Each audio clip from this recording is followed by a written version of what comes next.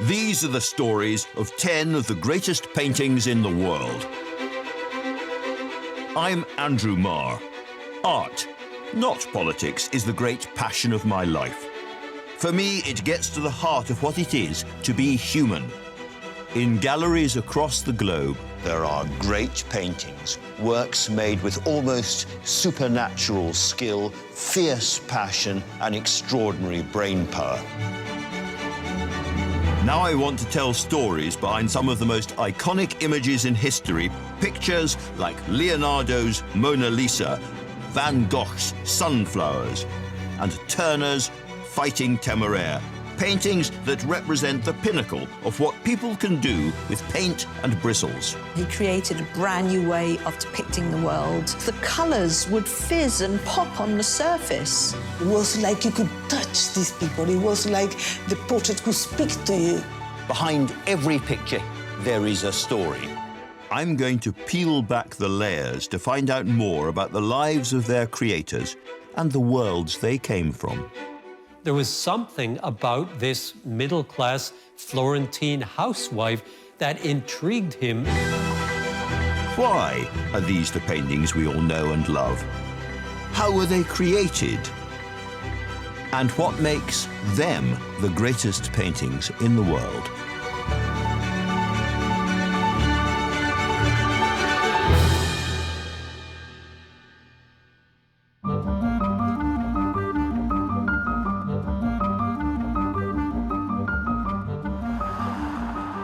Paris isn't simply the capital of France, it is the artistic capital of the world.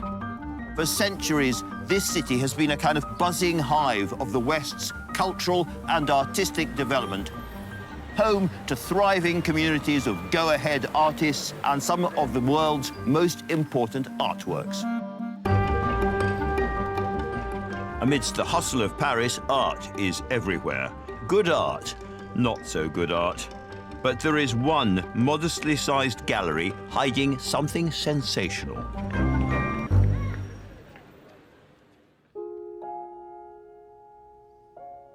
The Musée de l'Orangerie, built as a hothouse for oranges and lemons, holds one of the most extraordinary works that has ever been made.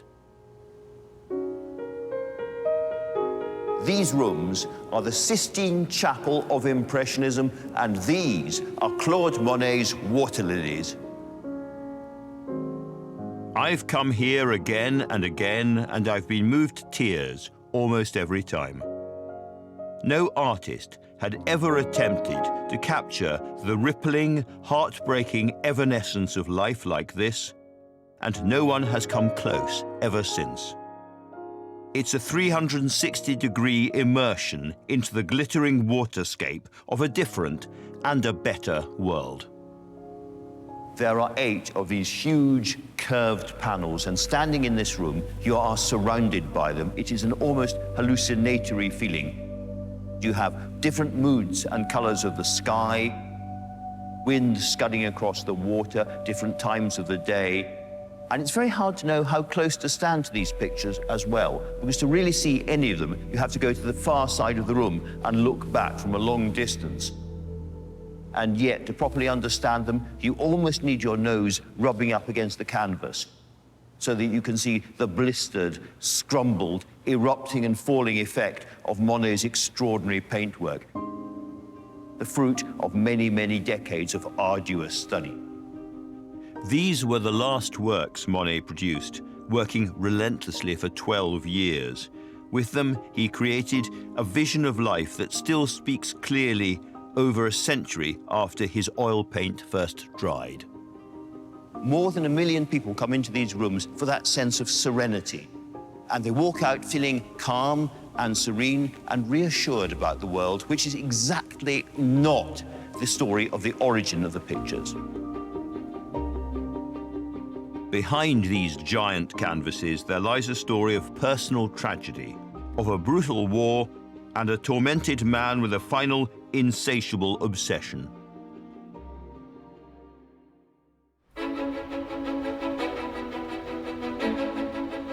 Claude Monet was born in Paris in 1840. His father wanted him to go into the family grocery business, but it wasn't for Monet. He spent a lot of time out of doors, which is what fueled his passion for nature. And he was a brilliant caricaturist, and he was always, as a young age, drawing people.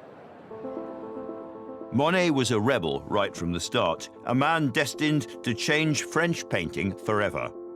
Using new, industrially made, easy-to-carry paints, he developed a fresh way of painting outside, trying to snatch fast-changing light and colour. Like an athlete against the clock, he worked with a frantic urgency, desperate to catch a moment before it vanished forever. He would go out to the riverbank, set up and begin capturing very quickly the scene that he saw in front of him, catching the interplay between light and shadow, capturing how the light changed and getting this very immediate image.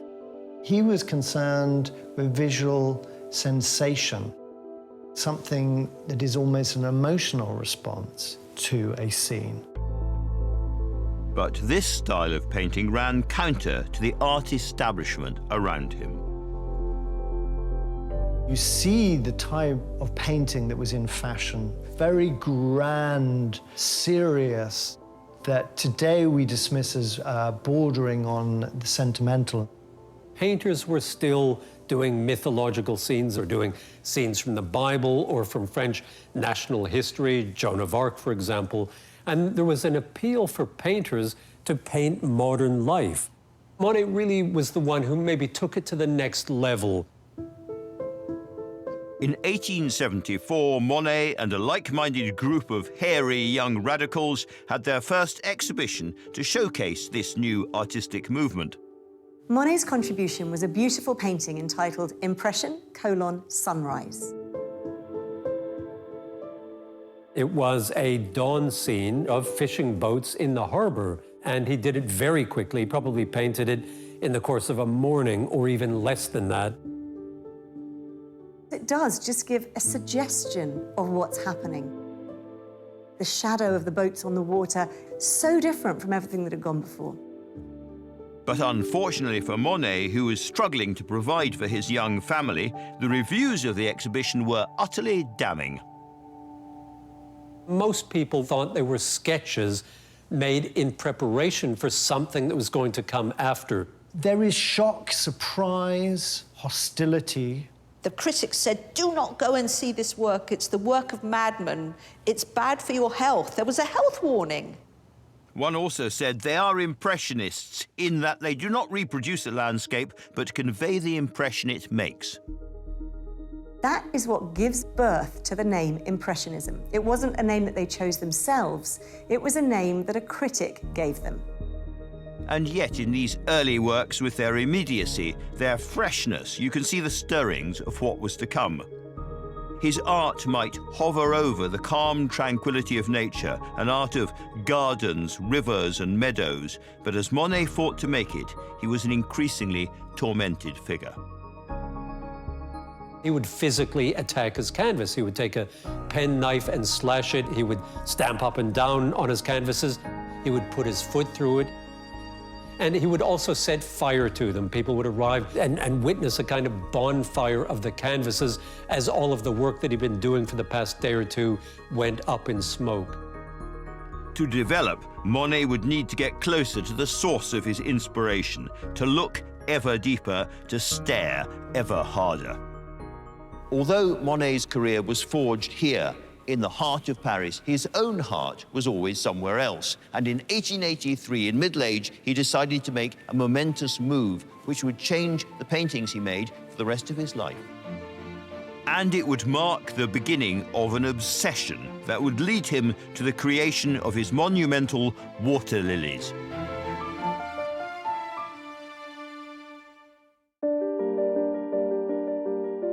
Claude Monet's grand decorations are a unique masterpiece, a collection of 8 vast panels sweeping across 2 oval rooms. These canvases are the culmination of a nearly 4-decade-long obsession.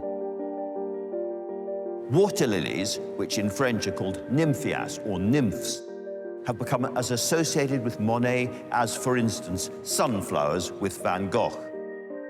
And just as those sunflowers would be inspired by Van Gogh's move to the country, so it would be for Monet and his beloved lilies.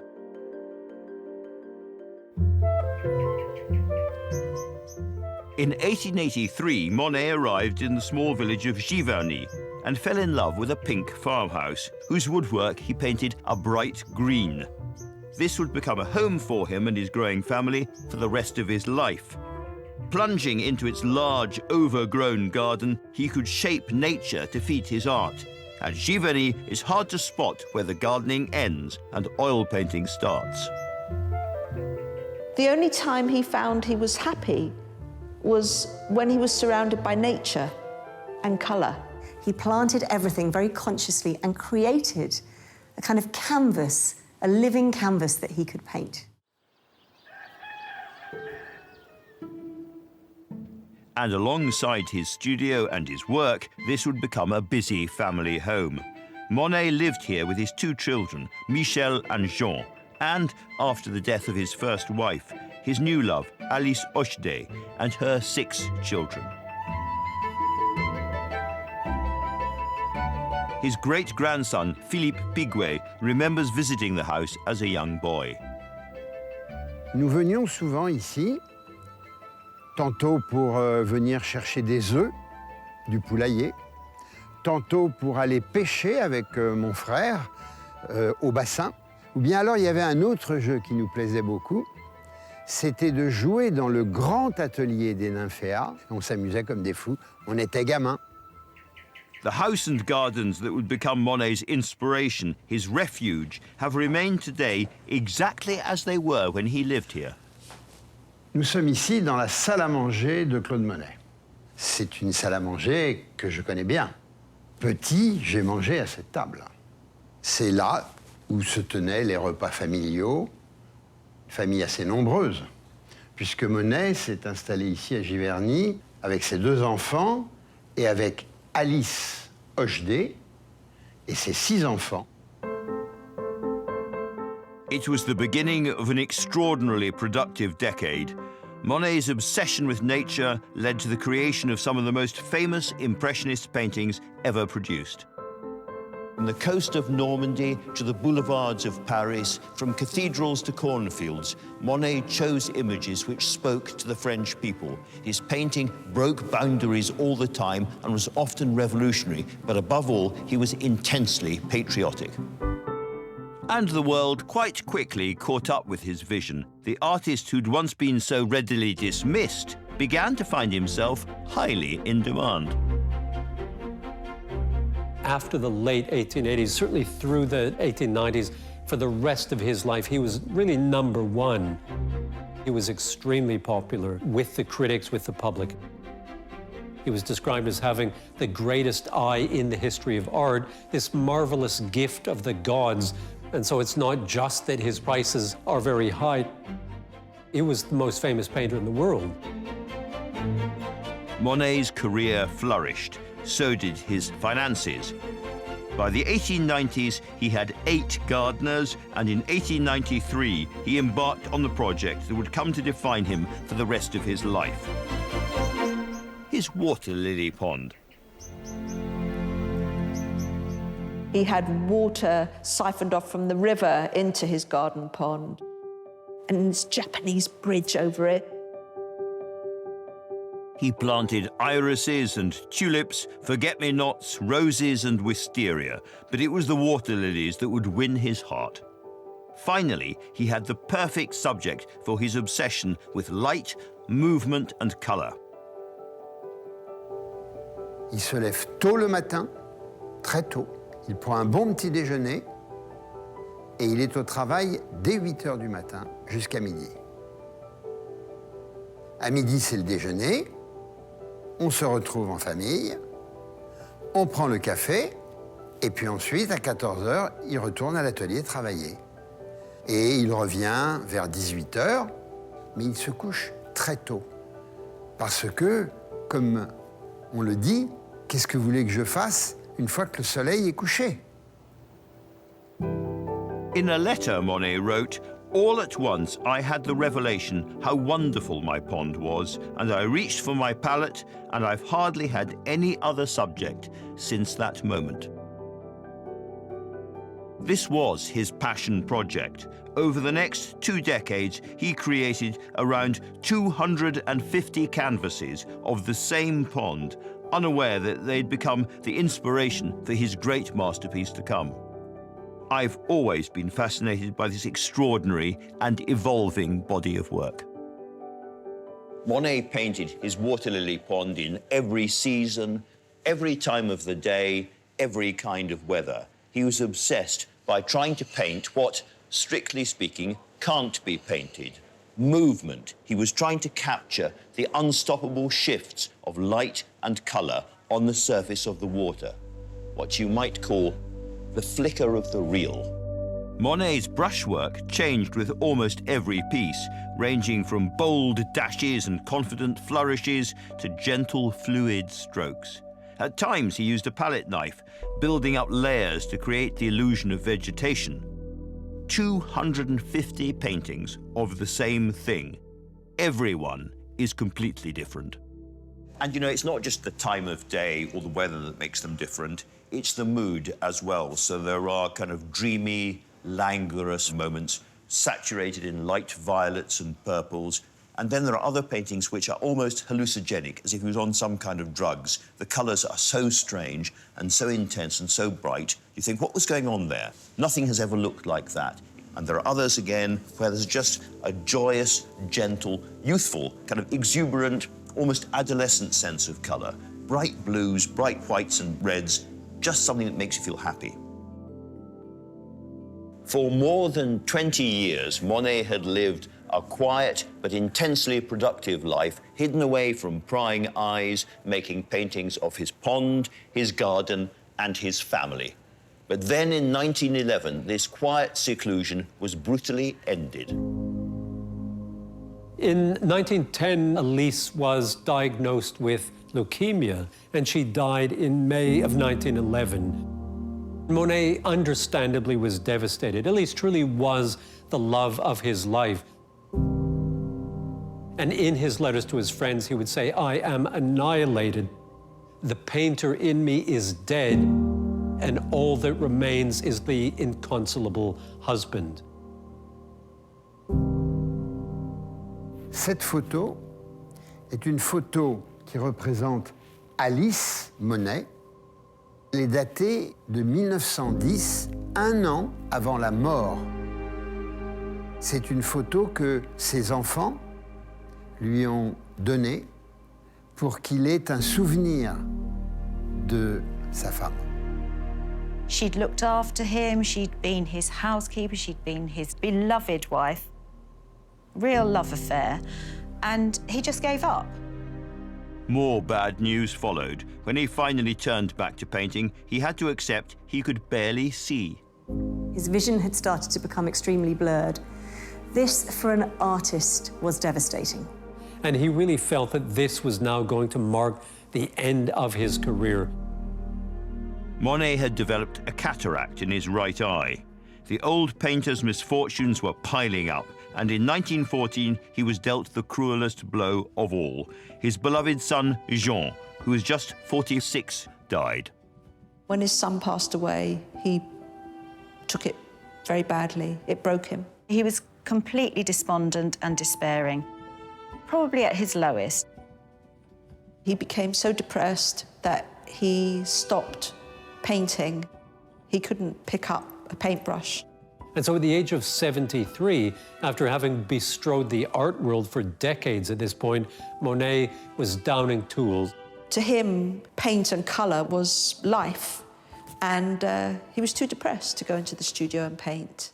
He wanted to stay in the sadness so that he could fully mourn for the family that he'd lost. For more than 60 years, Monet had made art continuously. But now, as grief overwhelmed him, he found he simply couldn't paint. If this master was ever to work again, let alone begin a masterpiece that would consume the rest of his life, It was going to take the intervention of an unlikely friend and further tragedy on an epic scale.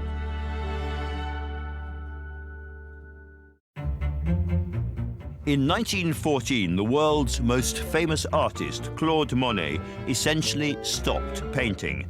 Overcome by grief and failed eyesight, his paintbrushes and studio were left untouched until the intervention of a close friend, the former French Prime Minister, Georges Clemenceau. They'd first met in 1860s Paris when Clemenceau was a young journalist and Monet a struggling artist.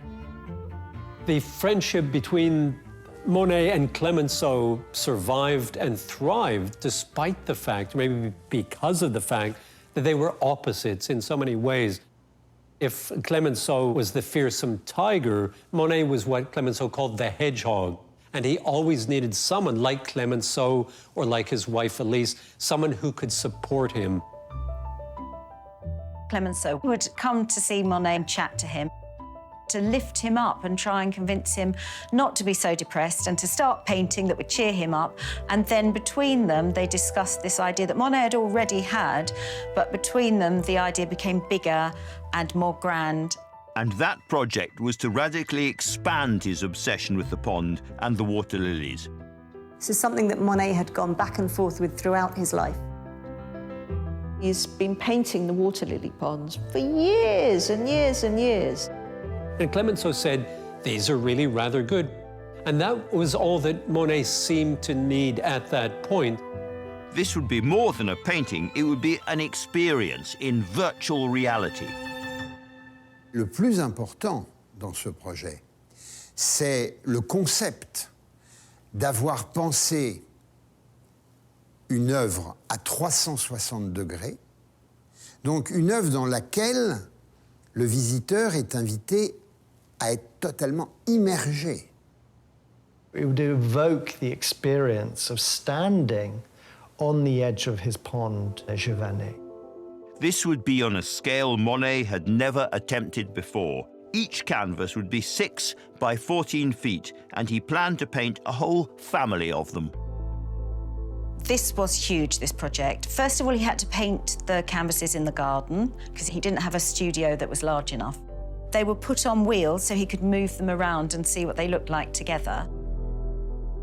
He replaced his old dilapidated studio with a new one specially built to fit his huge canvases. This was the greatest artistic challenge Monet had ever taken on, and time was not on his side. The peace and calm of France was shattered as the Great War now engulfed Europe. Giverny might seem a small, beautiful place, far removed from the Western Front, but in fact, war came to the village and really stayed there throughout the 4 years that Monet was working on his paintings. Most of the villagers hurriedly abandoned their homes, not Claude Monet. And Monet said, if the barbarians want to kill me, they'll have to do so in front of my life's work.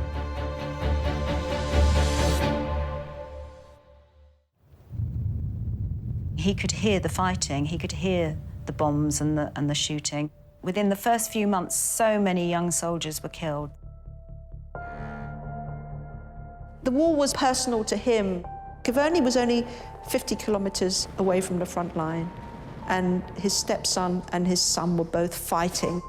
He was also growing vegetables in his garden, which he would take to the soldiers in the local hospital to make sure that they had nutrition.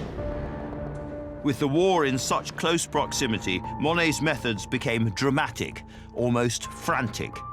His grief and encroaching blindness produced a frenzy of creativity comparable to Shakespeare in his prime or the last years of Beethoven. Painting was such an important part of his life that it was also something that can inspire great rages. As with many artists, with great art comes great temperament, and Monet was definitely no stranger to that. Never before had this prolific artist painted with such urgency and from such a dark, desperate place. It was all-consuming. He did not stop. That's what he was doing dawn till dusk. Monet was literally painting these beautiful works of art as France was experiencing the darkest chapters in its history. It was descending into the abyss. 1 million people were dying in France as he was working. And that obviously was on his mind the entire time he was working on them.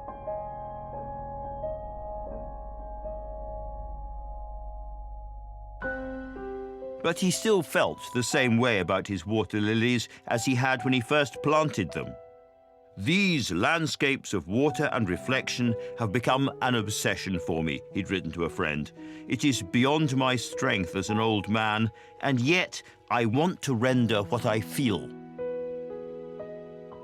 The colours became wilder, more outrageous. The brush marks became less controlled. His subject became smaller. It was all the pond. The only areas of sky and horizon are reflections.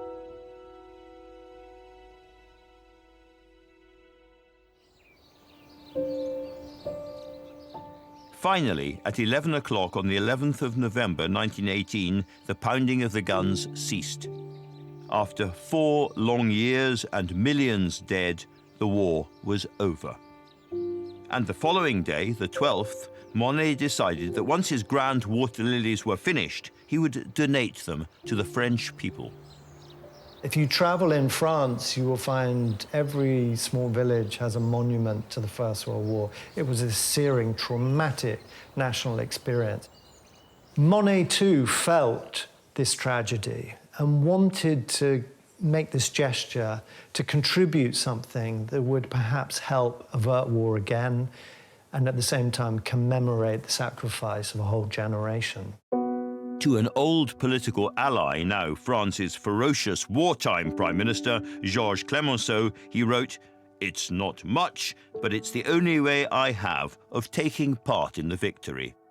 When you think about it, these are a very strange proposition for a war memorial.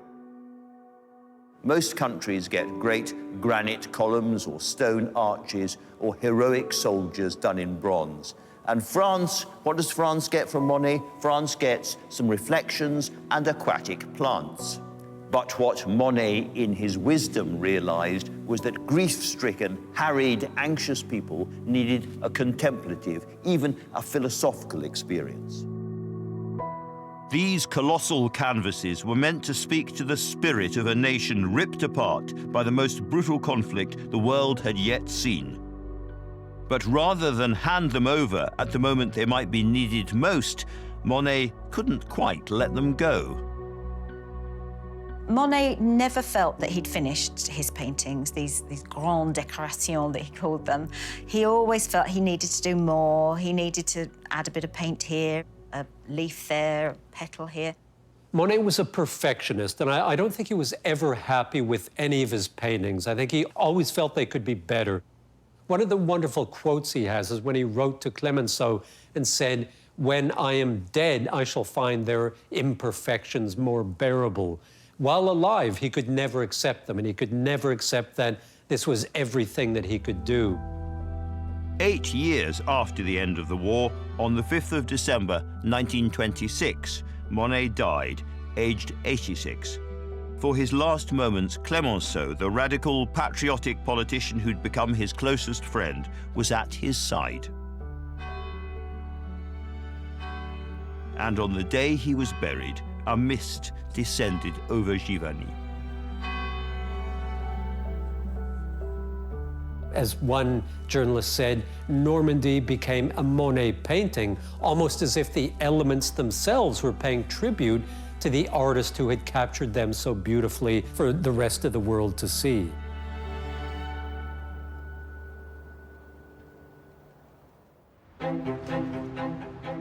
Shortly afterwards, his vast panels were transported from Giverny to the Musée de l'Orangerie in Paris, where they were installed exactly as Monet had prescribed. There was nothing like them anywhere. The shape of the 2 oval rooms meant those who visited would have no sense of where the cycle of canvases began or ended. He'd very carefully decided which ones he wanted alongside each other, adjacent, juxtaposed and all in the gallery. They are exactly as he would have arranged them. We get to see, when we go into those two rooms, an art exhibition curated by Monet himself. These were the paintings that he handpicked. He wanted people to be surrounded by them, which meant they had to be displayed in a panorama. What we would describe today as an installation that would be immersive. What Monet had imagined was a way for the viewer to escape into his world. Monet made these pictures so big for a purpose. They surround you, they envelop you. And because they're so big, you can't simply concentrate on one part of one picture for very long. Your eye is caught endlessly by the next thing.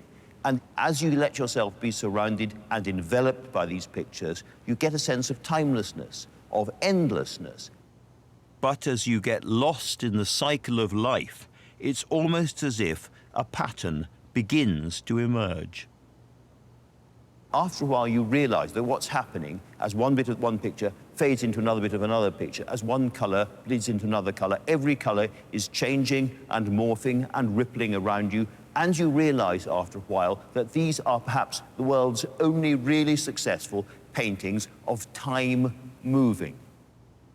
The physical dimensions are really significant. The way in which you walk into an entire architectural space and feel as if you are standing there on the edge of the pond, looking across this surface. Monet's great installation would finally open to the public in May 1927. But the big question remained, would the world be ready for these paintings?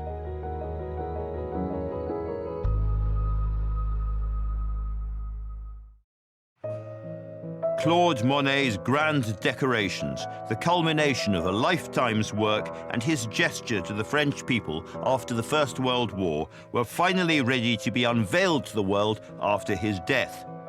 This was a project that may have taken the artist 12 years, but was the world ready? When Monet's extraordinary waterscapes finally went on display to the public in May 1927, just a few months after the artist's death, they completely tanked. The reviews were terrible.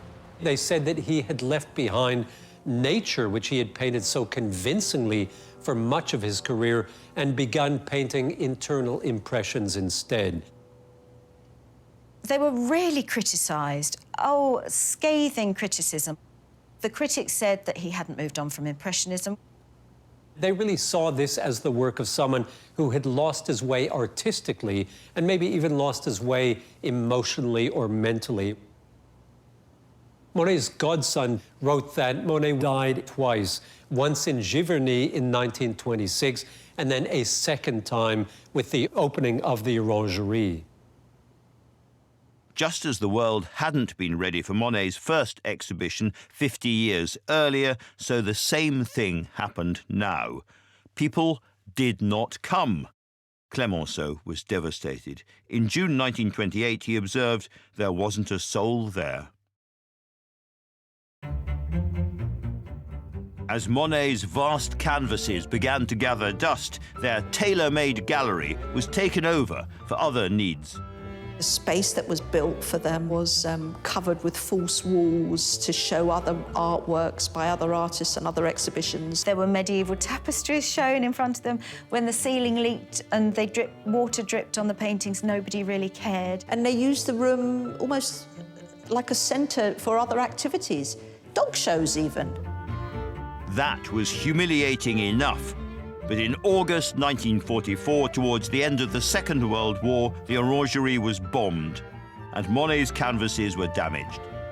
It was a catalogue of relentless indignities.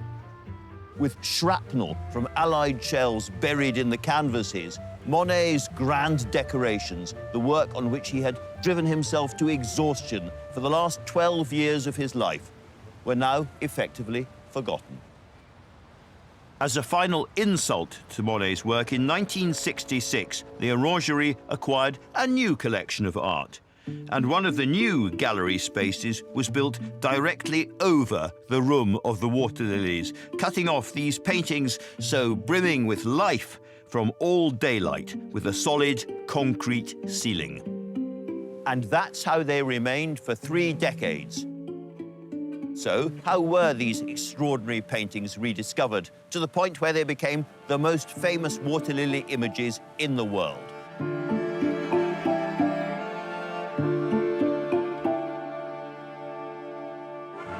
Just off Fifth Avenue stands the spanking new home of a nationally important institution, the New York Museum of Modern Art. The next chapter of this story begins in New York, in the then achingly cool Museum of Modern Art. Inside was one of Monet's water lily paintings, a forerunner to his grand decorations. While the reaction was negative in Europe, over in New York, people were flocking to see that.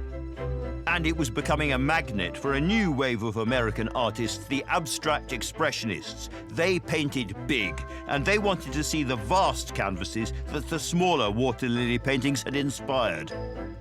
Every young American painter coming to Paris flocked to the Orangerie to pay homage to the great Claude Monet and to see these paintings that they had been hearing about for themselves. And they were astounded by them. They absolutely loved them, went back to America and started to paint, inspired by them. Rothko, Jackson Pollock, de Kooning, artists that could work big, and artists that could use their whole arm to paint with. Monet, the master of European Impressionism, was now becoming a figurehead for American abstract art. Monet n'est pas un peintre abstrait, mais il ouvre les portes d'une possibilité de l'abstraction. Et ça, c'est une qualité qui le met au sommet d'une histoire de l'art du XXe siècle. But although Monet's paintings were resonating with a new generation of artists, the Orangerie itself remained something of an embarrassment. Optimistic visitors couldn't believe the way Monet's grand decorations were being displayed.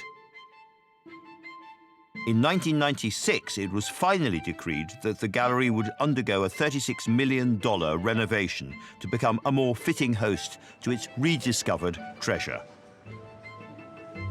The responsibility was handed to the architect Olivier Brochet.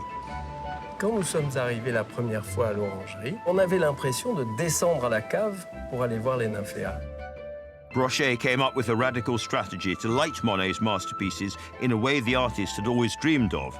He decided to remove the concrete ceiling above the water lilies and replace it with a skylight, all without damaging the murals themselves. C'est un défi technique immense. Les murs que vous voyez, on ne peut pas la déplacer. Et on ne peut pas décrocher ces peintures du mur. Et donc ici, on est en train de construire l'abat-jour pour ramener la lumière. Et les nymphéas, dans les conditions, sont toujours là-dedans, comme celle-là. Now sitting deep in the heart of a construction site, Monet's canvases had to be protected by specially made cases. Sur toute l'œuvre, il y avait des palpeurs, tous les 20 cm. Et dès qu'on faisait trop de vibrations au-dessus, il y avait une alerte et le conservateur venait du Louvre et arrêtait le chantier. Très souvent, nous étions obligés d'arrêter le chantier et ça a beaucoup ralenti le chantier. It took 6 years and almost $40 million, but in 2006, the doors finally reopened. And this time, the public was ready. You couldn't get more different from the time they were first displayed in 1927.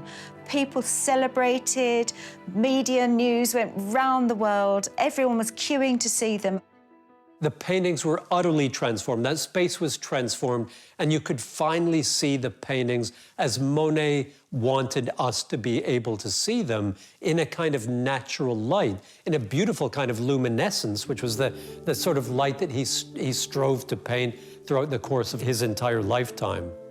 Notre grande fierté, c'est d'avoir, d'une part, restitué la primauté, la pleine présence de l'œuvre de Monet comme il l'avait voulu, comme il l'avait installé. Elle a retrouvé son esprit d'origine. Cette incroyable immensité picturale dans laquelle il nous invite finalement à nous plonger et dans laquelle, par le biais de ce bassin, il a capté quelque chose de la beauté du monde. Et c'est là où Monet est un pionnier total. From being forgotten, they now have a unique importance in the life of this city. The grand decorations are so special because they were a tribute to the French people. They were a tribute to the war. It wasn't just water and trees. The trees were almost bowing in respect to the Parisians. It's a temple to art and a temple for modern France. This whole gallery is devoted to these paintings, and it's what Monet wanted. He wanted it to be a place of meditation, a place of peace, and you see that. You see visitors sitting there peacefully, taking it all on. They're very calming, they're very uplifting. It's an experience, a complete experience. It's now been nearly 100 years since these epic murals were first hung on the Orangery's walls. What an extraordinary journey these canvases have been on, from their traumatic conception to being buried alive and then refound by a new generation. It truly is quite a tale. These aren't really pictures about plants or even reflections. These are pictures of the beauty and transience and therefore the poignancy of human life, indeed all life. None of us are here for very long, but it is gorgeous while it lasts. And that is Monet's message to the French and, thank God, to the rest of us as well. But I don't want to end this as a film about art history. If you possibly can, come and see these pictures for yourself. But please, don't bring a camera. Bring your eyes and your heart, because that is all you need.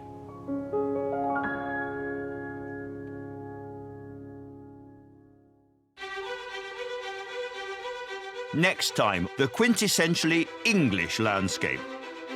You want to be there and feel the wind in your face as the clouds scud over your head, which sparked an artistic revolution a long way from home. French artists cannot believe the originality and the freshness of Constable's approach. I go behind the canvas of John Constable's Haywain.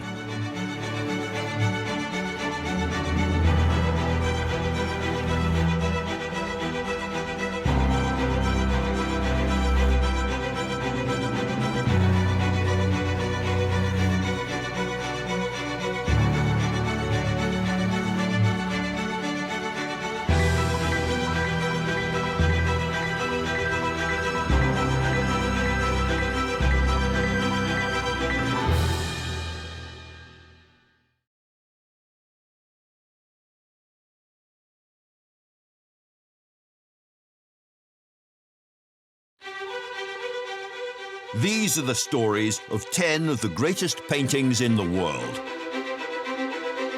I'm Andrew Marr. Art, not politics, is the great passion of my life. For me, it gets to the heart of what it is to be human. In galleries across the globe, there are great paintings, works made with almost supernatural skill, fierce passion, and extraordinary brain power. Now I want to tell stories behind some of the most iconic images in history, pictures like Leonardo's Mona Lisa, Van Gogh's Sunflowers, and Turner's Fighting Temeraire, paintings that represent the pinnacle of what people can do with paint and bristles. His watercolours, described as miraculous, people can't believe the effects that he manages to achieve. It was like you could touch these people. It was like the portrait could speak to you. Behind every picture, there is a story. I'm going to peel back the layers to find out more about the lives of their creators and the worlds they came from. There was something about this middle-class Florentine housewife that intrigued him. Why are these the paintings we all know and love? How were they created? And what makes them the greatest paintings in the world?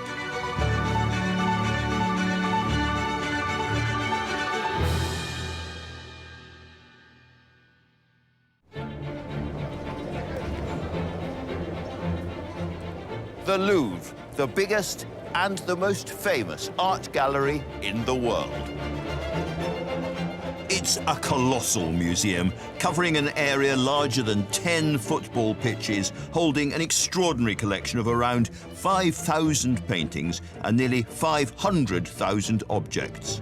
Every year it's visited by nearly 10 million people. If they all came on the same day, the queue here would stretch to Moscow.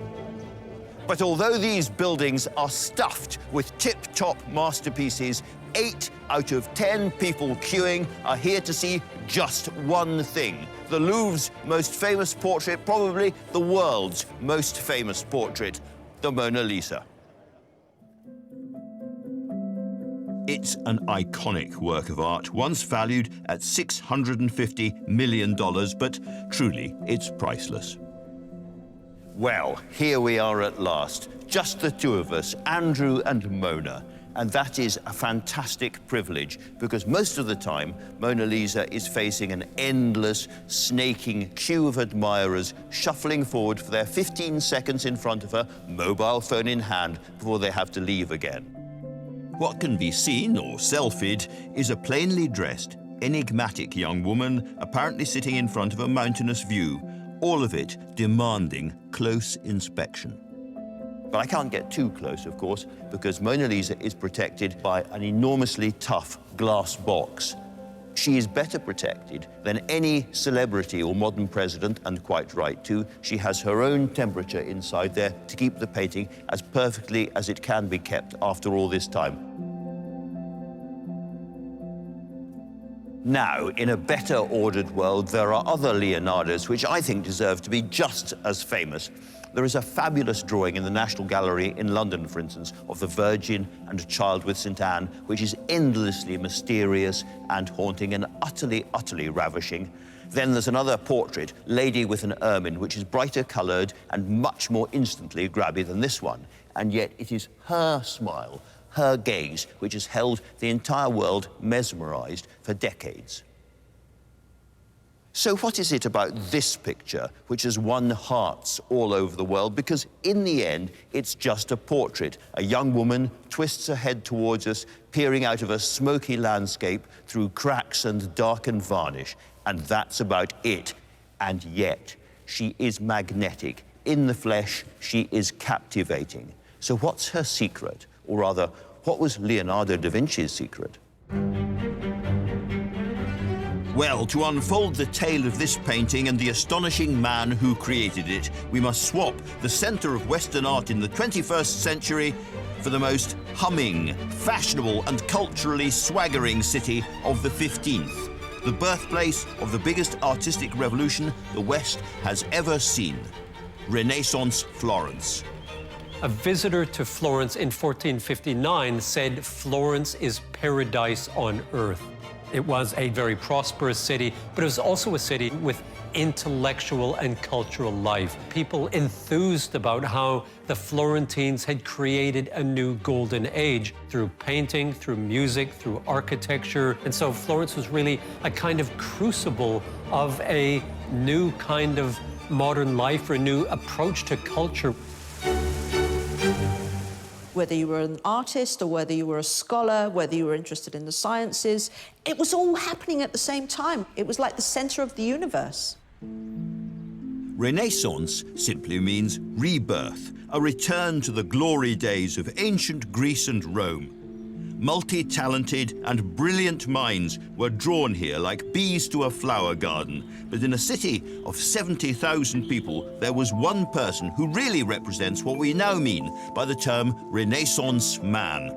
Leonardo da Vinci, the man who painted the Mona Lisa, was born nearby in April 1452. He came from a two-horse town, or maybe a one-horse town, called Vinci. It's about 20 miles from Florence. His family were small-time landowners, not incredibly rich. His father was a notary, a lawyer, making his living in Florence. He's listed in his grandfather's tax return, he's listed as a bocca, a mouth, which is rather a nice thing to call your kids their mouths, so they eat a lot of food. From a very early age, Da Vinci was extremely intelligent, and he went to a very good school, and he showed a great love of anything visual, and he would go out sketching. And apparently he drew with his right hand and wrote with his left hand. You know, so you can imagine him with being so inspired and not wanting to waste a moment that he would be sort of going like this. His family took note of this precocious ability. They saw that he had a talent for drawing. And he produced a whole book of drawings, and later on his father took him to Florence to a great artist of the time, Verrocchio, and said, look at these drawings, my son did it. And apparently Verrocchio was just dumbfounded. So I've never seen drawings like this. Are you sure this is your son, and how old is he? And send him to me at once. For the teenage Leonardo, this apprenticeship with Verrocchio was like a child footballer being coached by Pep Guardiola. A huge opportunity to learn from the formidable Verrocchio. He's an interesting artist, a major sculptor. His studio produced paintings, and he used senior assistants often to produce the paintings. Visitors to Florence may notice that on top of the cathedral dome, built by Brunelleschi, the great architect, there's a very big bronze ball, and Verrocchio put that up there. During the nearly 11 years that Leonardo was his student, Verrocchio worked to polish the young man's obvious artistic skills and draw out his immense natural talent. This meant working together on a huge range of commissions from the church and important Florentine families. A major artist in his own right, Verrocchio must have guessed that his student would one day surpass him. But just how soon would that be? Verrocchio used all of the young painters very wisely in his workshop productions. And one of these paintings is the Baptism of Christ, now in the Uffizi in Florence. And he told Leonardo da Vinci to paint one of the angels in the work, an angel in the lower left-hand corner of the painting. You look at that angel, the draperies are amazing, the hair is absolutely fantastic. It's very urgent kind of expression, and it seems almost certain that Leonardo did all the fancy oil painting finish in this picture. And the story of one of his biographers is that from that point onwards, Verrocchio said, "I'll never touch a brush again." From the very beginning, Leonardo was regarded as an unparalleled genius. At the remarkably tender age of 20, the man who would paint the Mona Lisa qualified as a master craftsman, and 6 years later, he received his first solo commission to paint an altarpiece for his local chapel. In gossipy Florence, his reputation was spreading.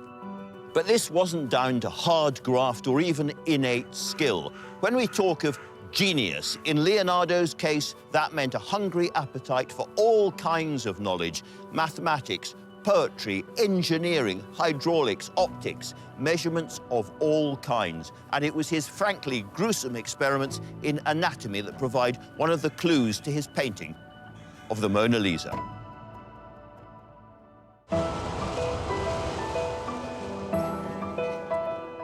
The Mona Lisa might be familiar, but she can bring you to your knees. The pride and joy of the world's biggest art gallery, the Louvre. This is the most recognizable painting in the world, produced by history's most influential artist. In all of art history, there has never been anybody remotely like Leonardo da Vinci. Right from the first, when he was apprenticed as a teenager into a workshop, everyone around him thought he was something special.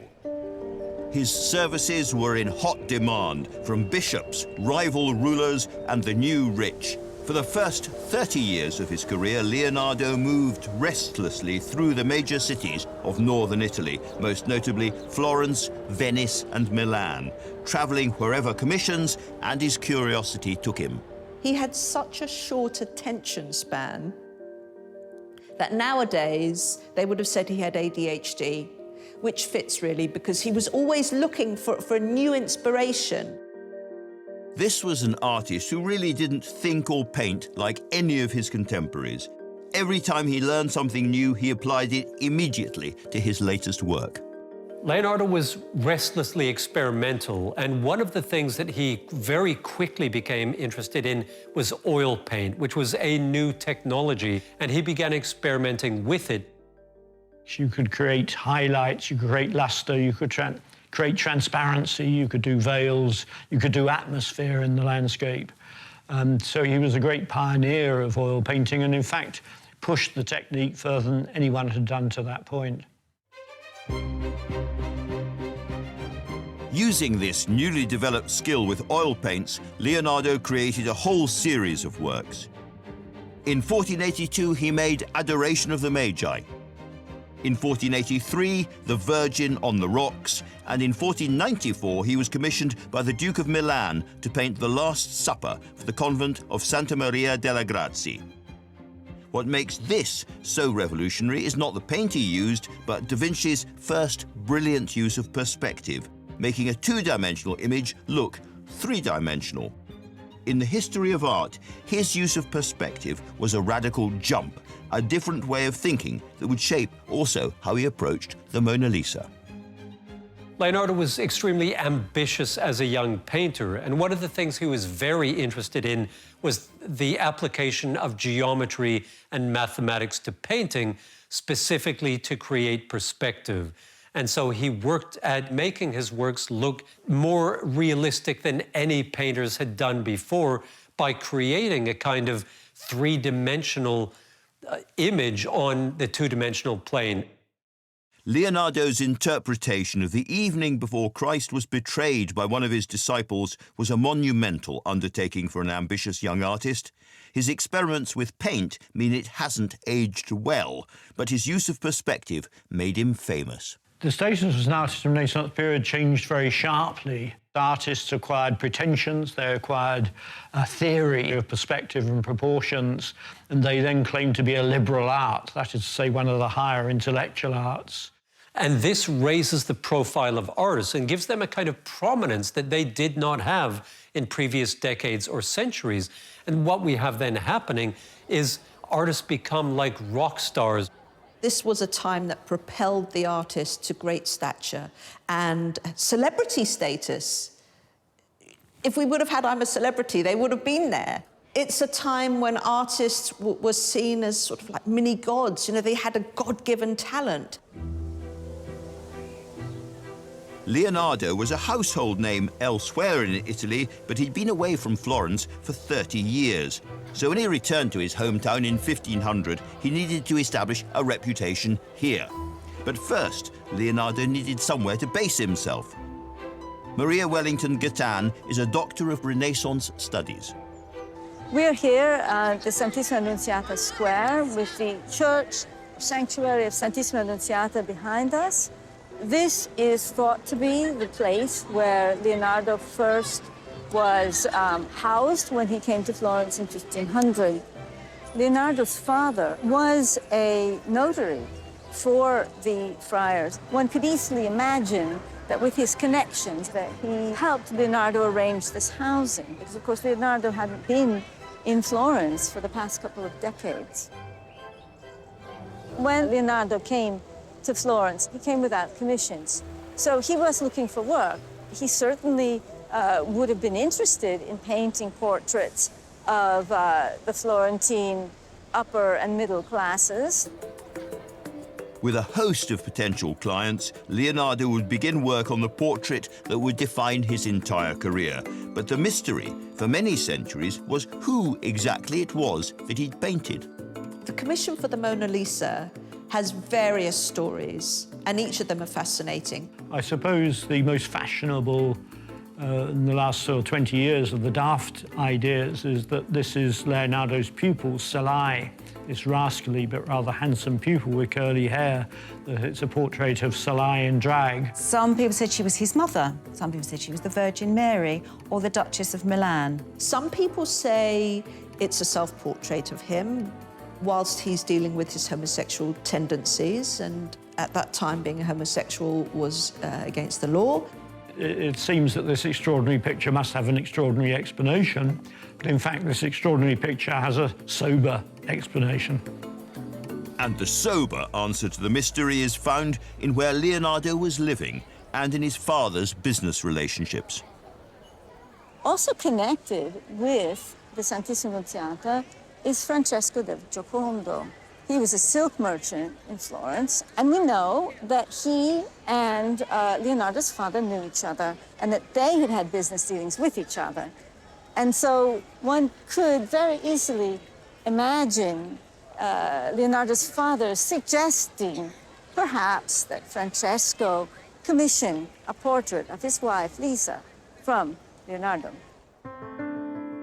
That this was the case was proved beyond doubt in 2005, when a German librarian found a note written by one of Leonardo's contemporaries, wondering if he would leave the portrait of Francesco del Giocondo's wife, Lisa Gherardini, unfinished. So what do we know about her? She was only 24. She was the wife of a fairly wealthy trader in silks and fabrics, and possibly also in slaves, who was himself a client of Leonardo's father, a notary or lawyer. So they knew the family.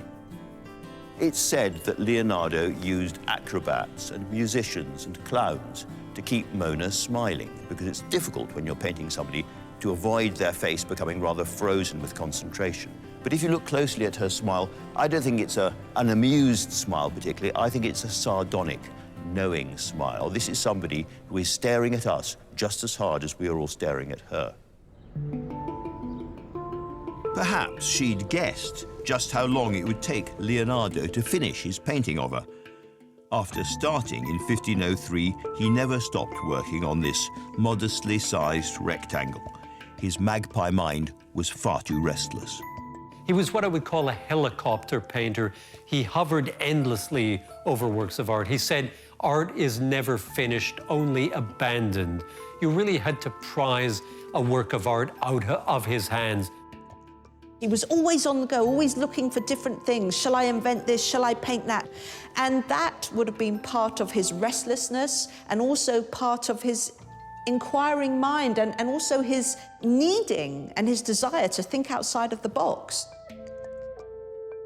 Leonardo's thirst for knowledge was never just confined to painting.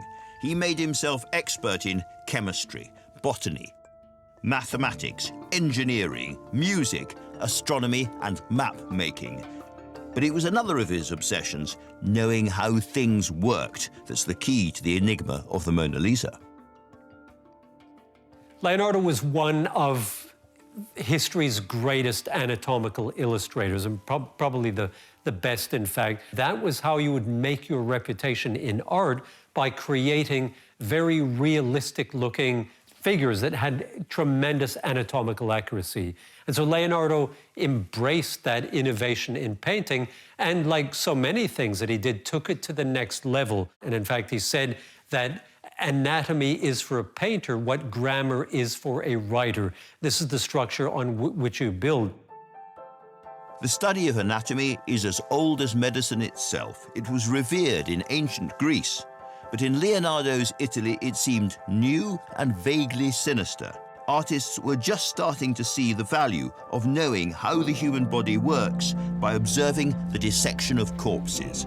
Leonardo inevitably went further. He wanted to cut the bodies up with his own hands. In this hospital, the Santa Maria Nuova, even while painting the Mona Lisa, he was likely to be found alongside the working doctors. Maria Antonia Rinaldi is a lecturer in art history. Leonardo wrote generically that here in the hospital he did 30 dissections. He wrote about the dissection of an old man. Actually, the old man told to Leonardo that he was more than 100 years old. And Leonardo said he passed away in such a serene way that I wanted to understand the reason of such a dolce morte, sweet death.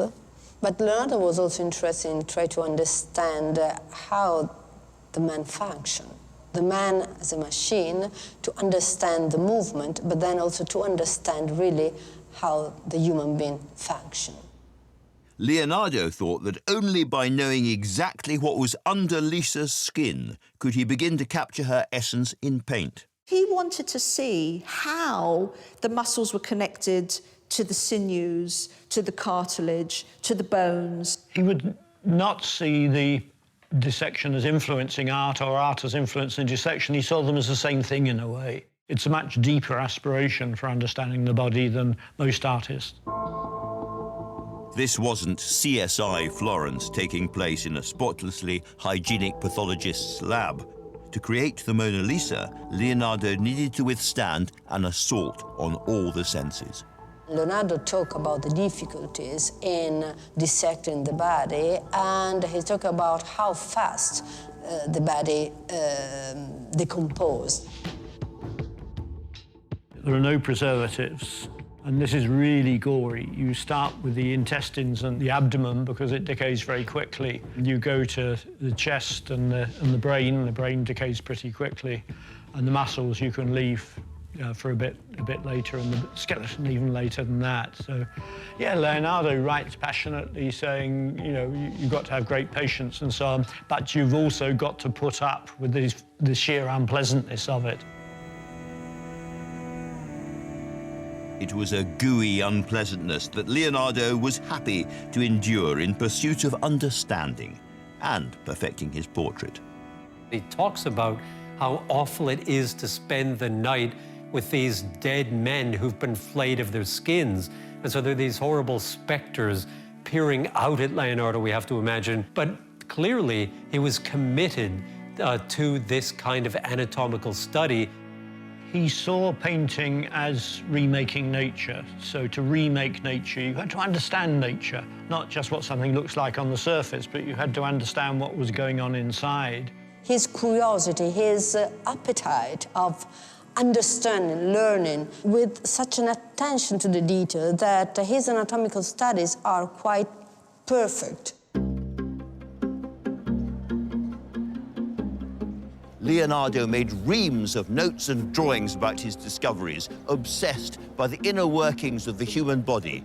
That smile, where exactly were the muscles that moved the mouth and the lips? And how did they combine? For Leonardo, his scientific experiments and his artistic endeavors were inseparable. He was the great connector. There was no reason to keep science and art separate in this life. And so, instead, Leonardo combined the two disciplines. He applied everything he was learning about human anatomy to his art. In this case, the face of the Mona Lisa. The Mona Lisa is the most iconic and most recognizable portrait in the world, the work of an artist of undisputed genius, Leonardo da Vinci. Leonardo was much more than an artist. His insatiable appetite for knowledge of all available kinds spread far beyond the canvas. He was fascinated by things as diverse as mathematics, optics, anatomy, and in particular, human dissection. And quite rightly, he could never separate the science from the art, so that everything he learned in the morgue turned up eventually on the canvas. There aren't many paintings that more or less everyone in the Western world can describe, and analysing it is a joy because Leonardo's extraordinary talent shines through. But once you know that his love of dissection helped to create that famous face, it's hard to see it in quite the same way again. One of the great things about Leonardo is that his drawings and his notebooks show us his mind actually working. And so when we say, oh, he learned from optics in the painting, what exactly do we mean? Well, take the very famous case of the way that Mona Lisa's eyes appear to follow you around the room. That is because the pupil in one eye is looking directly at the viewer, and the pupil in the other eye is slightly off kilter, and that gives the illusion. It became very, very famous. So famous, it's known as the Mona Lisa effect, but it's pure optics. Really close attention to detail produces mystery. Take the case of Mona Lisa's famous smile. Now, if you look directly at her, she doesn't seem to be smiling at all. But if you glance to one side, she does seem to be smiling. And that is because of sfumato, this famous smoky technique that Leonardo uses right at the corner of her lips. After cutting up eyes and studying optical theory, Leonardo recognized that vision is only sharp when we look at things straight on. The eyes can be fooled. By painting extraordinarily fine, downward lines at the corners of her lips, he creates the effect. She isn't smiling. Let your gaze widen and the lips blur. The corners appear to lift, her lips change shape. She is smiling. It's almost invisible, and yet it produces the illusion of a mobile, smiling mouth. There's no hard outlines in the Mona Lisa's face. They're all blurred, so it gives the sense that she's moving. And also, she's not painted directly onto you. She's at an angle. And because she's at an angle, she's showing that she's moving and also showing that she's occupying a three-dimensional space. I think he was rather pleased when people picked up what he was doing. This very daring recipe of the slightly sideways pose, the direct look. In most cases with female portraits, it was not polite for a woman to engage in eye contact with a man. So you had downcast eyes, you were in profile if you did a portrait. Leonardo breaks that convention. Leonardo's painting was the closest thing to naturalism that portraiture had yet seen. This was a picture soaked in understanding. Every part of this canvas, from the corkscrew shine of her hair to the details on Mona Lisa's robe, all of those things were achieved by a minute attention to detail. This is, of course, a still image, but she is alive.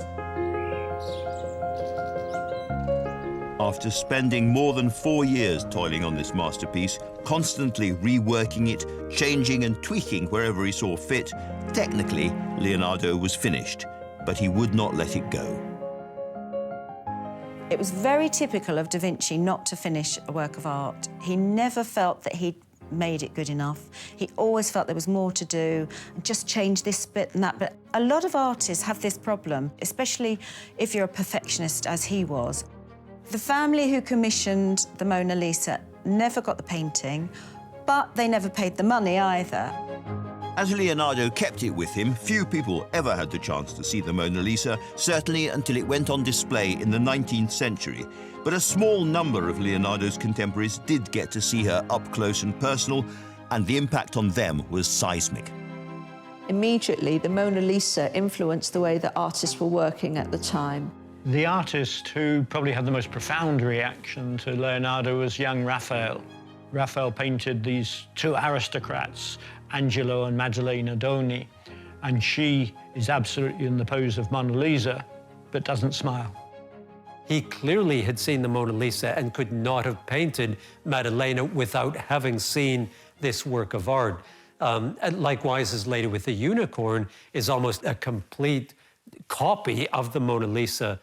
And so this becomes transformative in portraiture as painters now begin doing their versions of the Mona Lisa.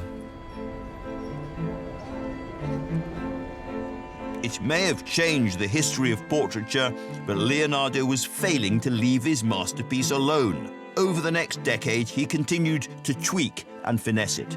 An indication of the importance of the Mona Lisa to Leonardo is the fact that he kept it with him throughout the rest of his life. It was something that he really believed was one of the finest expressions of his brush, and he could not let it go. It was something he still wanted to perfect. Consequently, the image we know and see today is quite different to the original portrait and may indeed be unrecognizable as Lisa del Giocondo.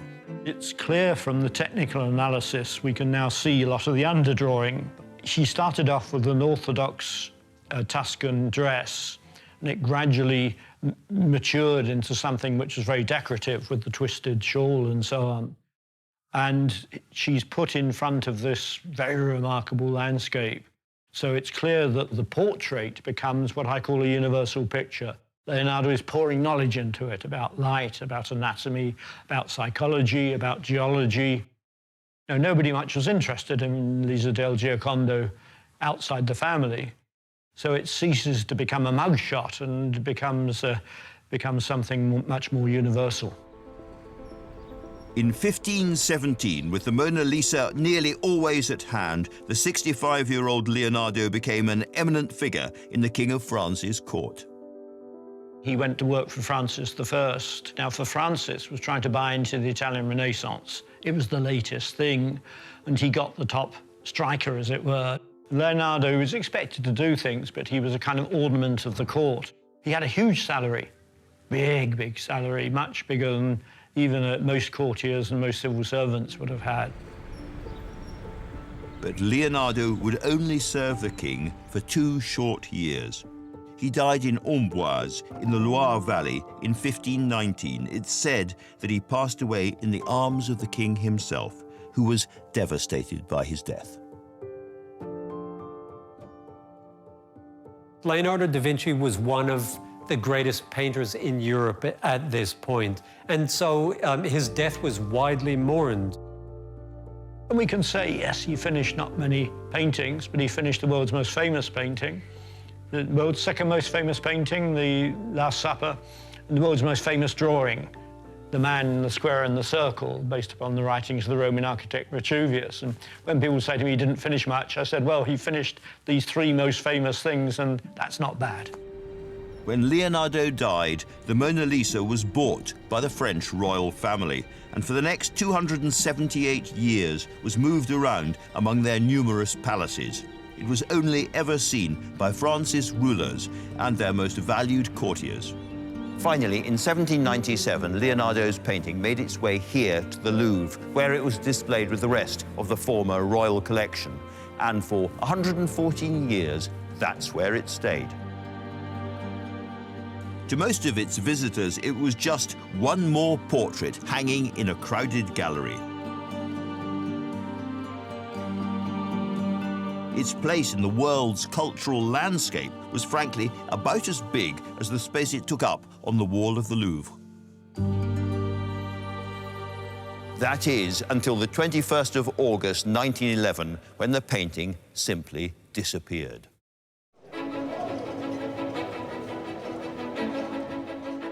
Nowadays, people all over the world can identify the Mona Lisa at a glance. It is unquestionably the most famous portrait ever created, endlessly reproduced, and hugely influential all over the globe. But the Mona Lisa's worldwide fame only really began in the 20th century, in 1911, when she made headlines around the globe after she disappeared overnight, upped and offed from her home here in the Louvre.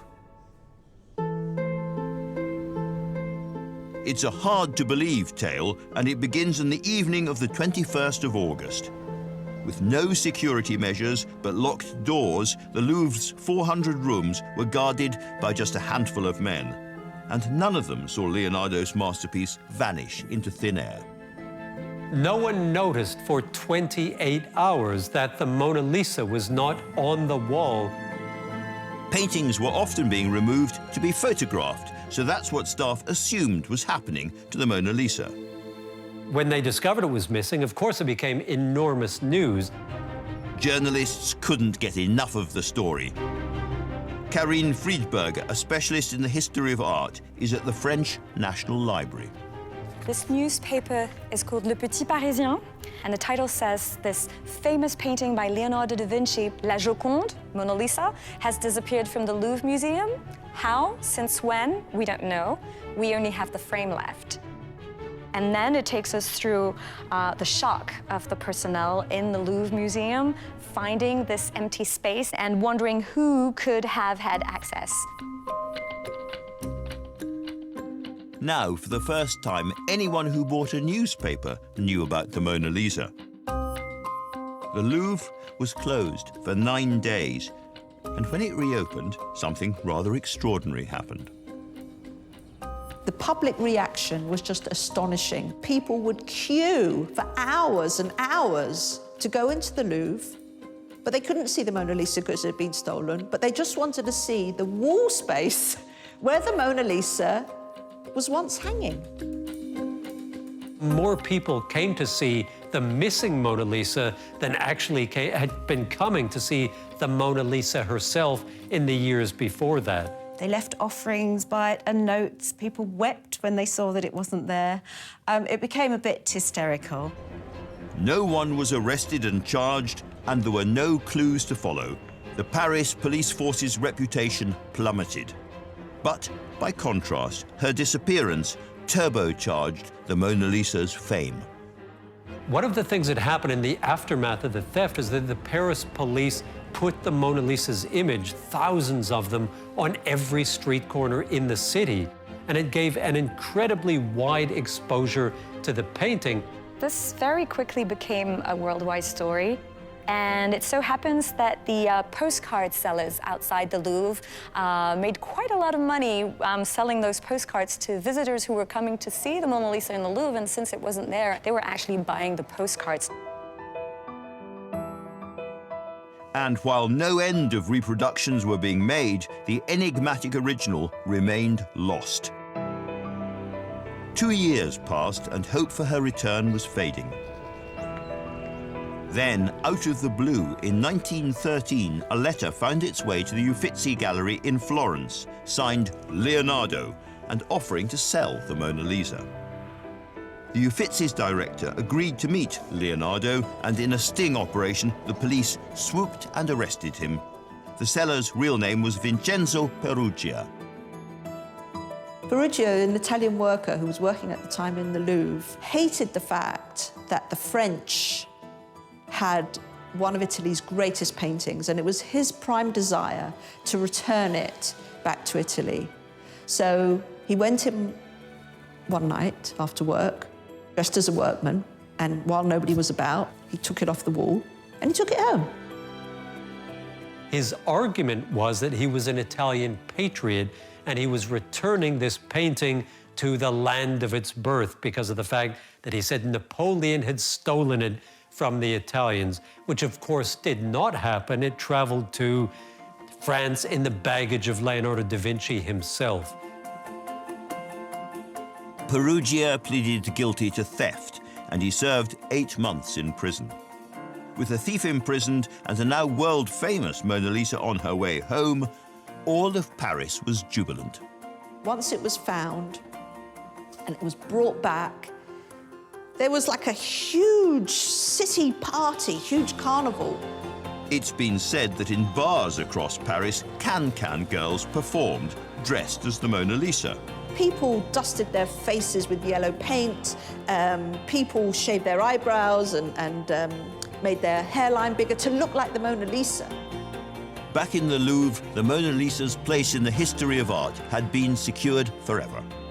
And she became a celebrity, even so much so that even now the Mona Lisa has her own postbox, allegedly.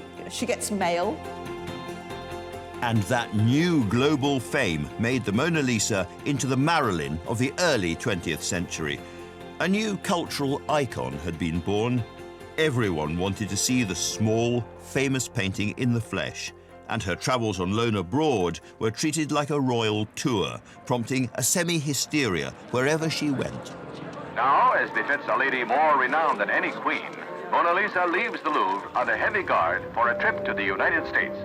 Whenever the French government needed a little hand with some foreign relations, the Mona Lisa could be lent out to help oil the wheels. No VIP has been surrounded by more security.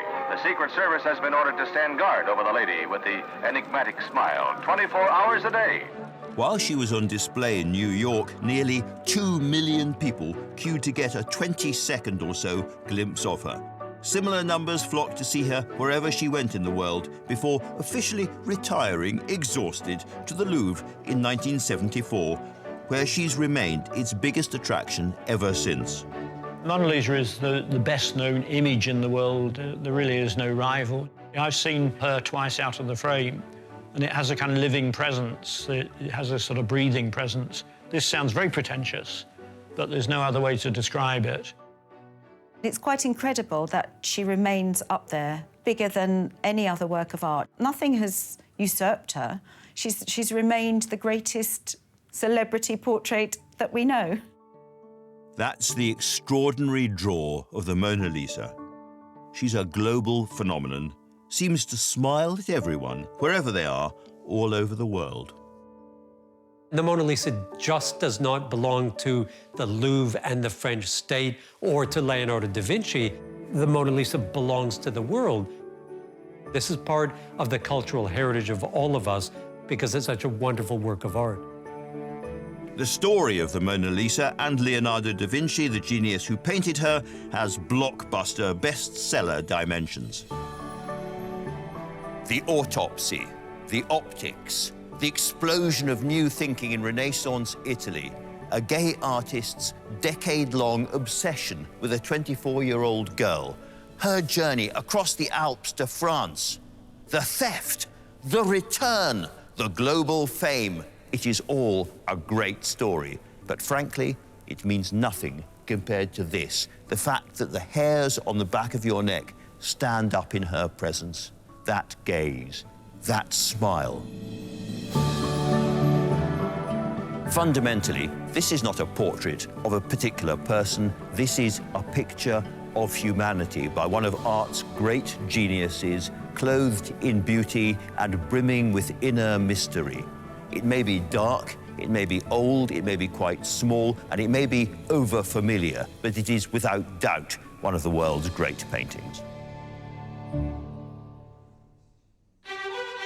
Next time on the world's greatest paintings, a canvas so blindingly famous it sets the National Gallery ablaze.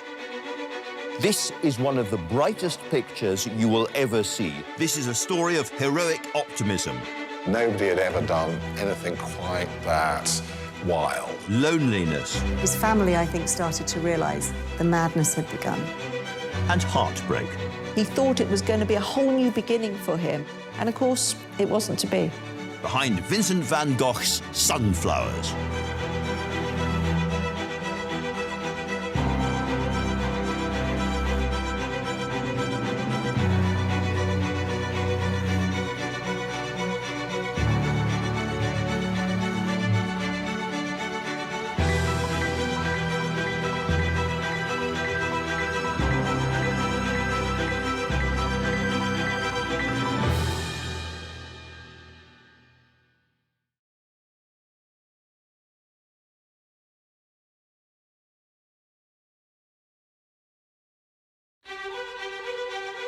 These are the stories of 10 of the greatest paintings in the world.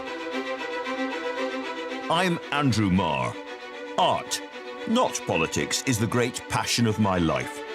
For me, it gets to the heart of what it is to be human. In galleries across the globe, there are great paintings, works made with almost supernatural skill, fierce passion, and extraordinary brain power.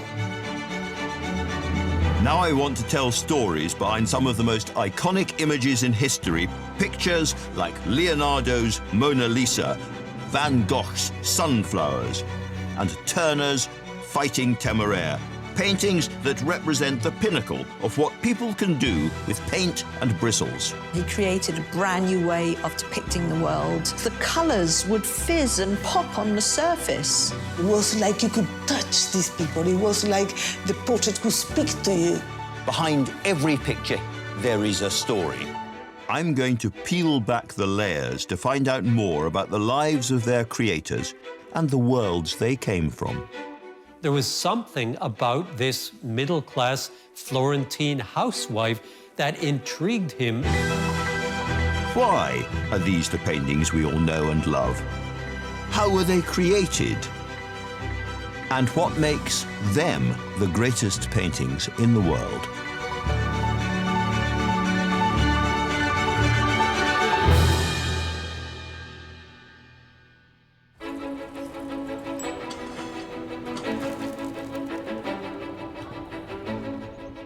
What makes a painting a masterpiece? That is, of course, a subjective judgment, but there are some paintings so important, so iconic, that they come to represent an age or a culture or a nation. And it's these kind of pictures which very often form the centerpiece of the great museums and the galleries of the world. All around the globe, there are images which speak to a nation in ways that no others can match. And here in Amsterdam, there is a canvas loved by the Dutch like no other. This colossal gallery at the heart of the vast and beautiful Rijksmuseum doesn't just contain the most important painting in Dutch history, it was actually built around it. In what feels like a huge secular chapel dedicated to Dutch art, there hangs Rembrandt's world-famous and utterly stupendous Night Watch. This was an act of risk-taking, almost of arrogance, created by the greatest Dutch artist at the very height of his powers. Now, it's nothing short of a national treasure.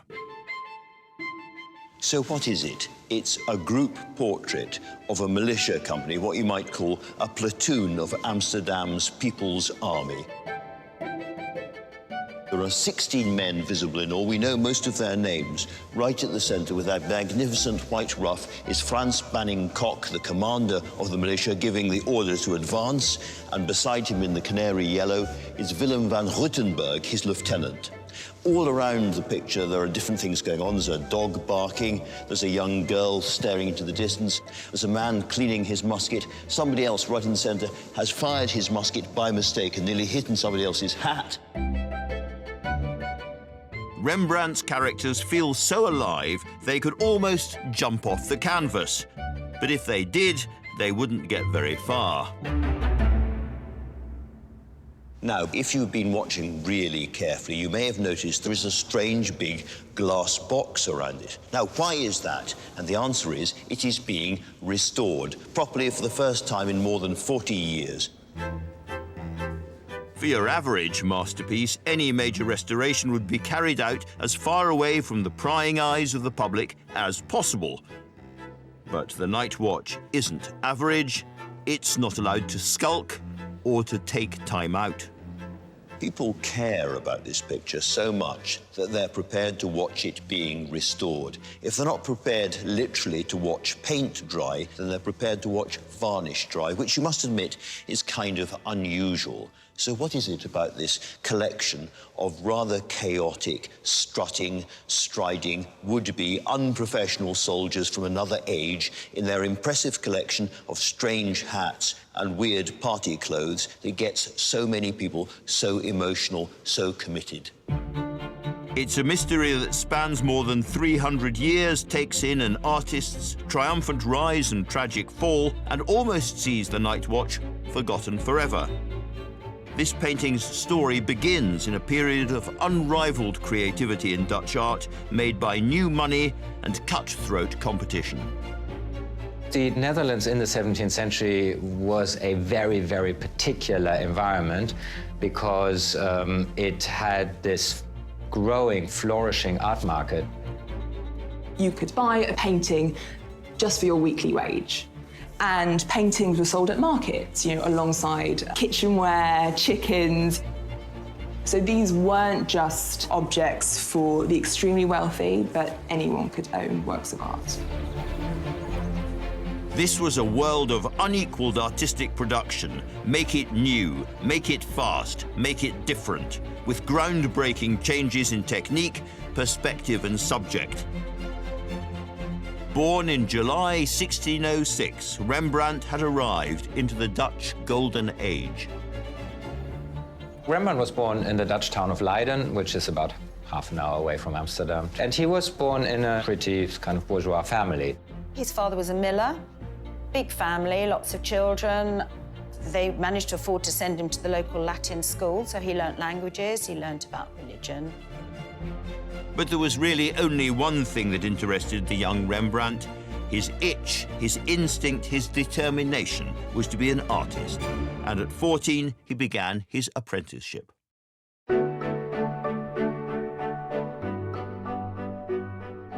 He entered the workshop of a local artist, and that's where he learned, as it were, the craft. He would have learned how to draw, how to use colour, how to mix and make his own paints. It doesn't appear that he just wakes up and is suddenly a brilliant artist, but rather, in his early works, with our own eyes, we can see him progressing. Rembrandt's first canvases are full of mistakes, but each and every one ripples with ambition. They showed daring colours, bold textures, and above all, an unusual approach to lighting. He was a young artist who wanted urgently to be different, to produce a style that was his alone.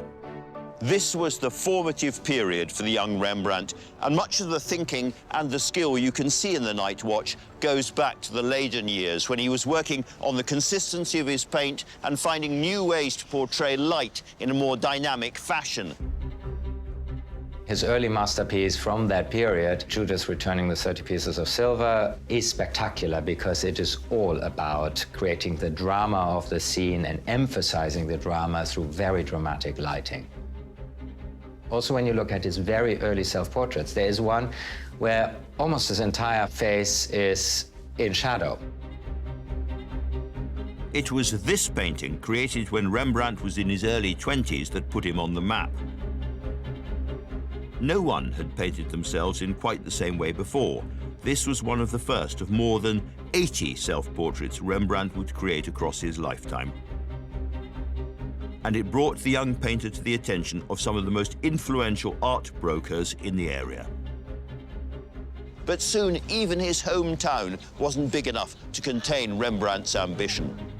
What this single-minded artist had wanted from birth was to stand out, and for that, he'd have to try himself on a far bigger stage. There's so much opportunity in Amsterdam. Those most prestigious commissions, those were to be found in the big city.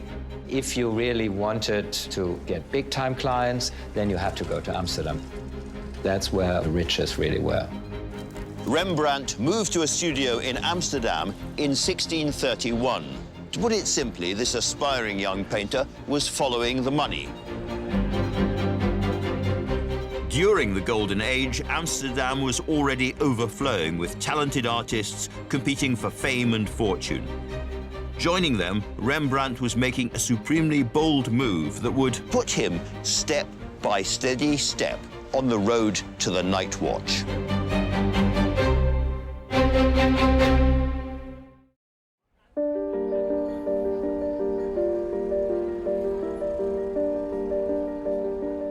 The Night Watch is one of the most famous paintings in the world, the jewel in the crown of Amsterdam's Rijksmuseum. And it's easy to see why. This is a canvas bursting with life, brimming with stories and hints of intrigue, one of which is the identity of a half-hidden face only just emerging from the shadows. Now, of the 34 different people in the picture, there is one who technically shouldn't be there at all. He's absolutely dead center, right up towards the top. A very, very distinctive snub nose, a little round, inquiring, slightly cheeky eye. It is, of course, Rembrandt himself. Like Alfred Hitchcock, he's put himself into the film, as it were. The Night Watch shows a glimpse of an artist at the exhilarating peak of his power and ambition. Just over 10 years earlier, he'd arrived in Amsterdam, desperate to make his fortune. Amsterdam would have been very exciting in the 17th century. It's loud, it's busy, it was a real metropolis. And for artists, that represented a huge opportunity. War with the Spanish Empire was over, Dutch ships crisscrossed the world, and now the city was packed with wealthy merchants, eager to spend their fortunes on portraits for their brand new townhouses. Fresh in from Leyden, which itself had been besieged by the Spanish, here was a painter who could offer something new.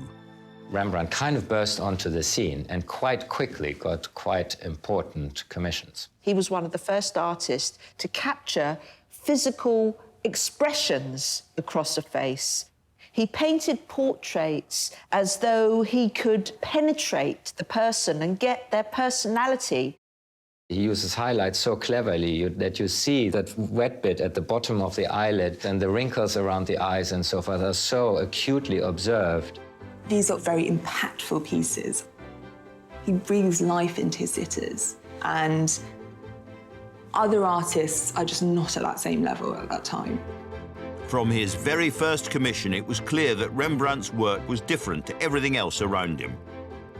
He painted faces bathed in light and shadow, used the wrong end of his brush to scratch individual hairs into the paint, and became a master of touchably real surfaces. But most important, with a skill that would become vital to the success of the Night Watch, he depicted his sitters with a fresh immediacy.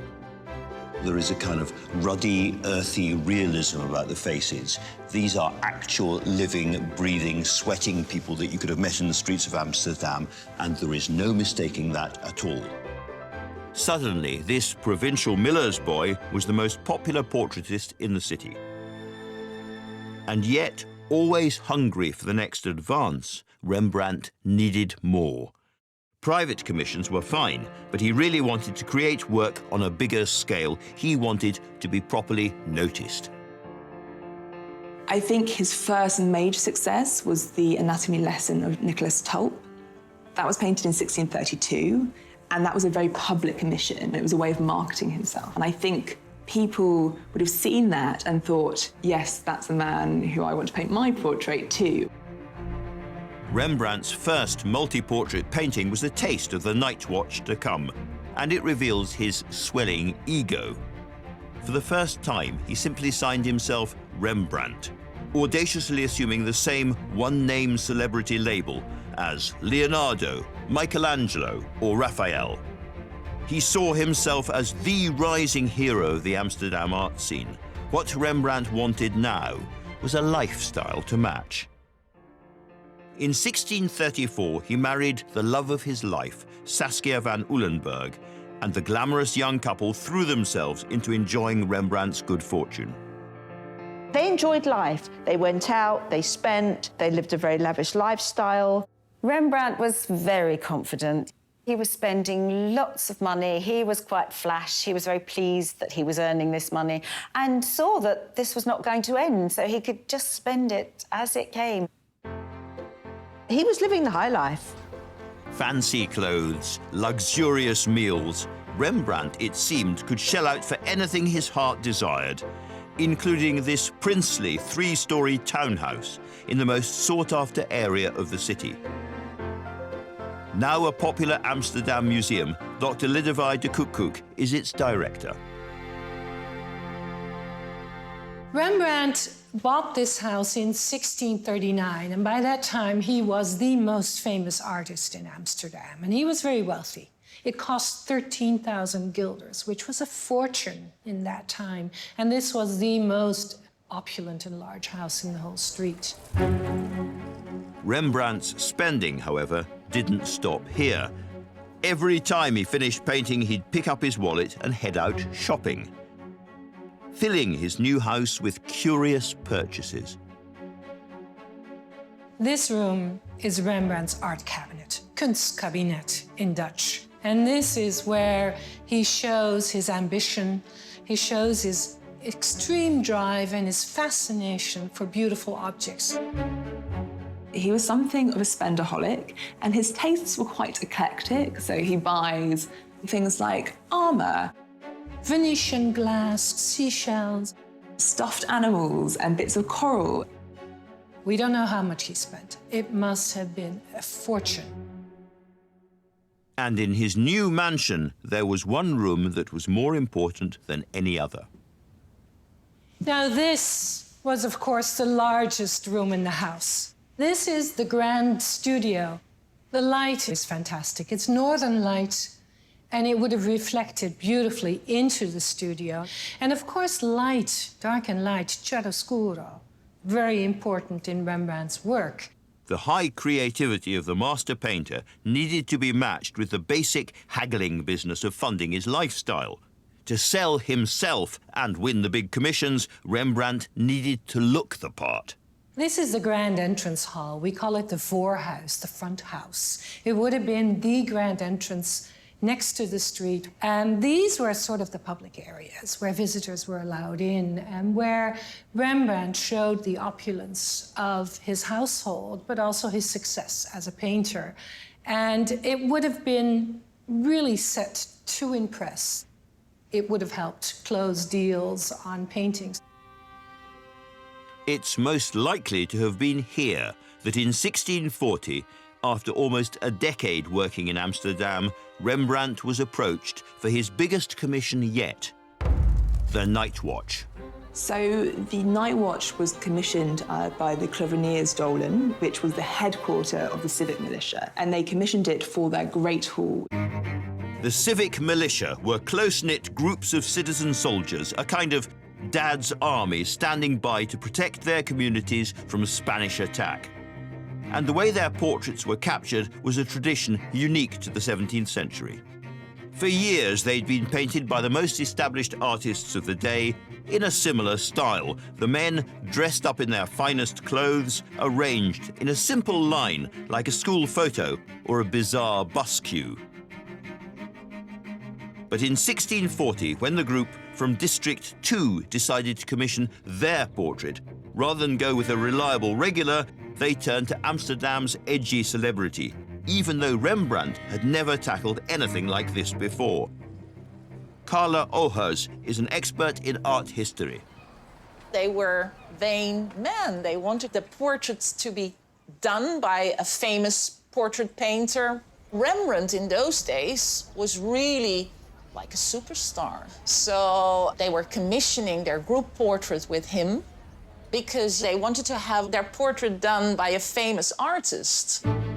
The company leader, brash enough to put his portrait into the hands of the radical young Rembrandt, was pink-faced, red-haired Captain Frans Banning Kok. It's a name I think every Dutch person knows because he is the main character in the Night Watch, the head of the civic militia group. He was in charge. As tradition decreed, Banning Kok would have wanted his expensive commission to capture his men as war heroes, even if the reality was somewhat different. Originally, they were defending the city in times of war. So in that period, the war against Spain. But when Rembrandt was doing the Night Watch, the Spanish troops were gone. My opinion, they were not real soldiers anymore. There was a sense of nostalgia. The Dutch people were very respectful towards them and grateful towards them for what they had done in the past. But what was there left for them to do? They were, in general, rich, important people. We know about them as Old Boys Network, a sort of Rotary Club or Lions Club. They were quite well known because of their, well, gatherings in which they were drinking and eating and maybe gambling and giving each other good positions within the society. They may have done more networking and drinking than fighting, but the importance of the militia was still deeply ingrained in their communities and their minds. This was a young country which had just freed itself from the Spanish Empire by fighting. But Rembrandt couldn't bring himself to copy what had come before him, even if radical reinvention would add extra difficulty to an already tricky brief. You have to paint anywhere between 10 and 20 guys, but that makes for a really boring composition if you have to just to line them up. So the challenge for the artist really was to turn this into an interesting composition where you have the impression that they maybe interact with each other, that they talk to each other, but they also all have to look at the viewer in order to be recognized. So it seems like an almost impossible task. This was why most artists responded with a traditional, simple arrangement. Even then, there were added complications. They paid for their individual portraits, so the more money you were paying, the best position you could get. The cheapest option would be at the sides of the painting, in profile, maybe just your head or a bit of your eye. And the most expensive would be your whole figure, doing something majestic, doing something very dramatic. With the Night Watch, Rembrandt was juggling 18 different figures and egos, and the position of his subjects wasn't his only challenge, because this work was not intended to stand alone. 6 other Dutch artists had also been commissioned to make major group portraits for the same room, and by the time Rembrandt started painting, 4 had already been finished. They had all played by the rules. This was entirely competent bus-queue painting, and therefore, for the ever-ambitious Rembrandt, more than a little boring. And so the artist who'd based his entire career on being different decided to create an entirely new type of militia portrait. When it was finally unveiled, The Night Watch would indeed be a painting completely unlike any of its predecessors.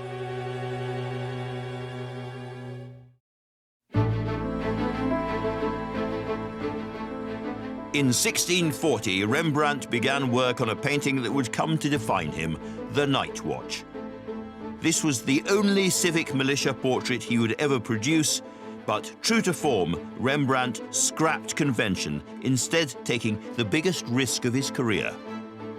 What Rembrandt did, which was very different, was to place his figures as if they're in an actual battle. It actually looks like they're about to go to war. And he constructs a narrative around them.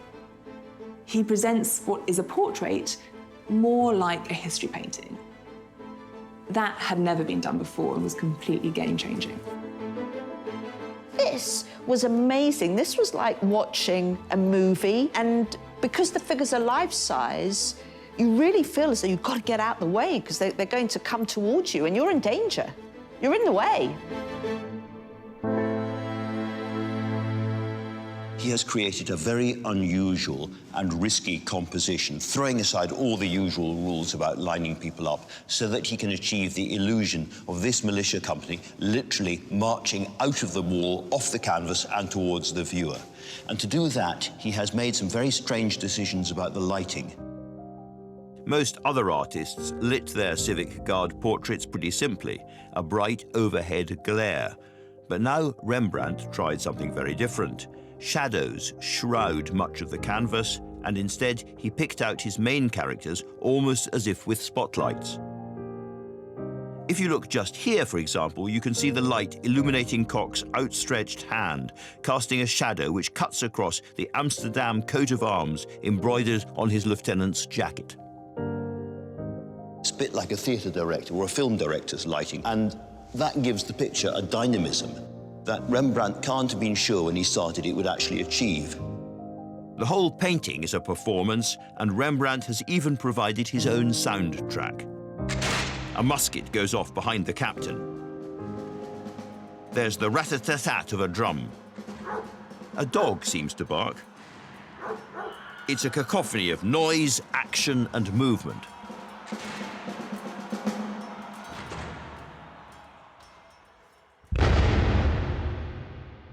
And here is the final, almost ludicrous risk that Rembrandt is taking with this picture. This is a militia. These are would-be soldiers. They are men who want to be remembered as soldiers, dangerous men, except that this must be the least dangerous, least lethal, least threatening group of so-called would-be soldiers in the history of art. They are ridiculous. One's firing his gun by mistake, all their weapons are pointing in different directions, and their mascot girl is laughing at them. Rembrandt is telling a story, but it's not the story that militia expect. It is an entirely different story. And it was one he had to tell carefully in order to tread a fine line between honour and insult. This was a far from straightforward painting to complete, and for nearly 2 years Rembrandt worked on the canvas relentlessly. In July 1642, the Night Watch was finally finished, and with great expectation installed in the militia group's Guild Hall. I think it's fair to say they were in for a surprise. It wasn't what they expected at all. You know, they didn't know how to react to this drama. Are they meant to laugh at it? Are they meant to be aghast at it? Are they meant to be in awe of the fact that every one of those people is captured through the expression and the personality and the stance? I think some of the sitters in the picture were quite unhappy about how they were shown because they did not get the prominence that they had expected. But it must have been admired because it was immediately put on the wall. Rembrandt was paid for it in full, and the head of the Civic Guard had several copies made for himself to have in his own home and to give to friends. The Night Watch may have been unveiled to a mixed reception, but no one could deny that this was daring, unique, bold. Rembrandt had taken a huge gamble, and he'd created something extraordinary. Everyone could see that. But now, just as Rembrandt triumphed artistically, disaster befell him at home as his beloved Saskia died. Rembrandt really loved his wife Saskia. That was a period of great melancholy for Rembrandt. He was devastated when she died. Commercial success seemed to mean so much less without Saskia to share it. A year before, she'd given birth to the couple's only surviving child, a boy they'd named Titus. And now Rembrandt faced raising his son alone. But his time of disaster wasn't over. After the Night Watch, which really represents the peak of his career, Rembrandt's career goes into something of a decline. In the decade that follows, his commissions significantly decrease. Public taste changed. People wanted a little less brown, something more fashionable, something more frivolous, what they considered to be lighter, brighter paintings. And I think Rembrandt couldn't or didn't want to keep up. For the first time in his working life, Rembrandt was out of fashion, out of commissions, and therefore, pretty soon, out of money. Rembrandt continued to spend extravagantly even after his fortunes were in decline. And eventually, in 1652, his creditors said, "That's enough, we're calling in our debts." And Rembrandt couldn't cope. Eventually, he had to sell his house and possessions at auction and was forced into bankruptcy. Rembrandt had to move from the big house he'd bought with Saskia in Amsterdam to a very rough part of town where he lived for the last 13 years of his life. The man who'd once been Amsterdam's richest painter now cowered in the city's shadiest suburb. It had only been a handful of years since he'd produced his masterpiece, but his life was now unrecognizable. It was a real fall from grace. In order to recover some of his debts, he's even forced to sell Saskia's tomb in 1664. That must have caused him great melancholy and trauma. She was the love of his life. Rembrandt's livelihood was hanging by a thread, and yet, wrinkle by wrinkle, failure by failure, he magicked disaster into triumph. The realism he'd brought to Banningcock's Men now applied to his own aging features, creating what are now seen as his most moving work.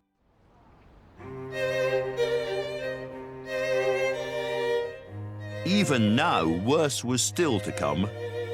In 1668, Titus, his son, was killed by a plague. There was simply nothing left for Rembrandt. He struggled on for one more year before dying penniless and alone at the age of 63.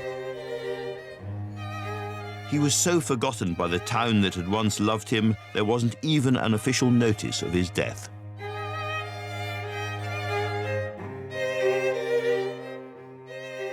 In spite of the fame Rembrandt achieved in his lifetime, he was buried in a pauper's grave. So it's an unmarked grave, and it doesn't exist today. You can't find it. All that remains of his final resting place is a plaque, erected in 1909 in the Westerkirk Church, acknowledging his forlorn death.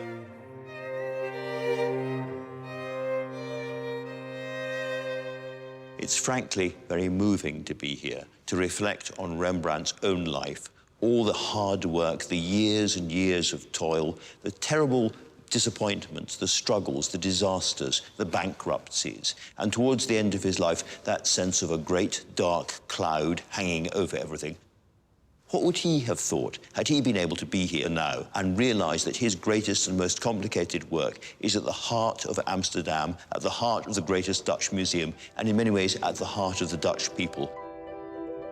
But before the Night Watch could embark on its triumphant progress to Dutch national icon, it would, a little like its creator, suffer its own humiliation. 73 years after it was first hung in the militia HQ, the colossal canvas was moved to Amsterdam's palatial town hall, now a palace. Alice Tuchken is its curator of exhibitions. So this is the room where the night watch was hung in 1715, when it was taken from the Klovenierstoelen to here. This was the office of the colonels of the Great War Council. But in bringing the night watch to its new home, the officials faced a rather tricky problem. The night watch was placed in between those two doors behind me. The problem was, though, that the space between the doors was too small. So they took the pragmatic route and cut it down on all sides. In what must be one of the most brutal truncations in art history, Rembrandt's glorious night watch was chopped down to fit its new home. We know what was lost on the night watch because of a small-scale copy made by Gerrit Lundens. The portions that were taken off were actually essential to understand the painting. So what we see on the copy is that the guard company is passing through a city gate and over a bridge over a canal. So that makes it very logical that all the people are moving. So they cut off about 2 feet from the left, which took off a couple of people, and it cut off an area at the top, which meant that all the wonderful perspective and the archway and the rods and the banners, that was all not as intended. We have no idea what happened to the pieces that they cut off. They cut those pieces off because they thought they weren't that important. So in all probability, they just threw them out. We have no idea. Maybe they'll turn up sometime. By the end of the 18th century, Rembrandt was long dead and forgotten. His remains lost in a pauper's grave, his most important work butchered to fit its space in a gloomy council chamber. It seemed this masterpiece must surely be consigned to history, and yet there's an extraordinary twist to the story still to come.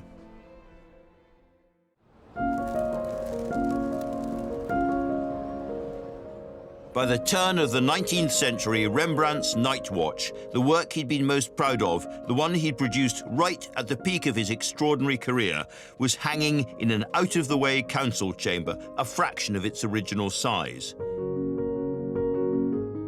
But this all but forgotten masterpiece had not reached the end of the road just yet. Now, among many other things, Rembrandt was a storyteller, and I think he would have been delighted that his greatest painting, his most complicated painting, is not only valued around the world for its own qualities, but also for the extraordinary and, frankly, bizarre story behind it. And the next chapter of this canvas's tale begins 300 miles from Amsterdam in the world's artistic capital at the time, Paris.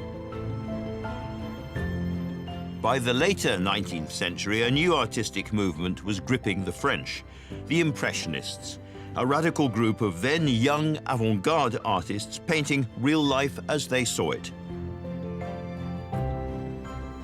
They much preferred Rembrandt's work to the cold academic traditions of their own city. They loved the rich warmth of his shadows, the immediacy and the realism of his sitters. This new wave of painters felt a kinship with the old Dutch master. There's a real reappreciation of Rembrandt, and I think people like the romantic, wild side of Rembrandt, you know, especially those late works where he's really painting with very thick paint.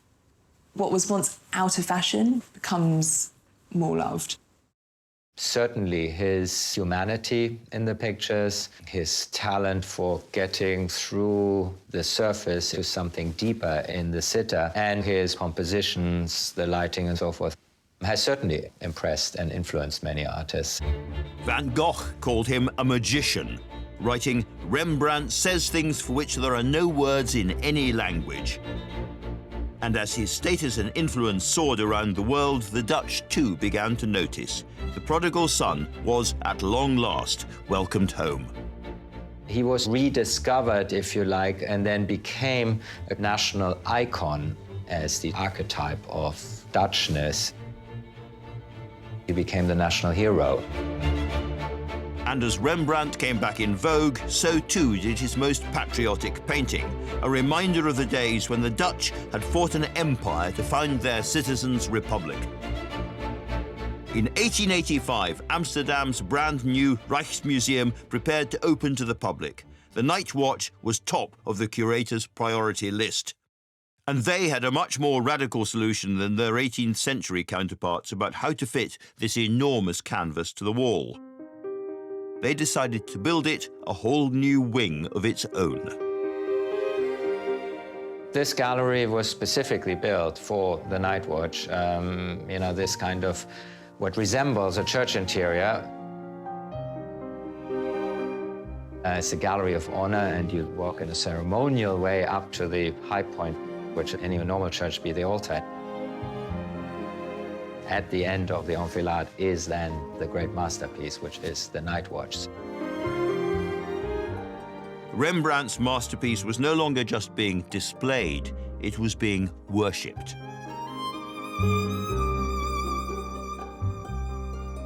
Resting in the very heart of the new National Gallery, this painting was now a national treasure.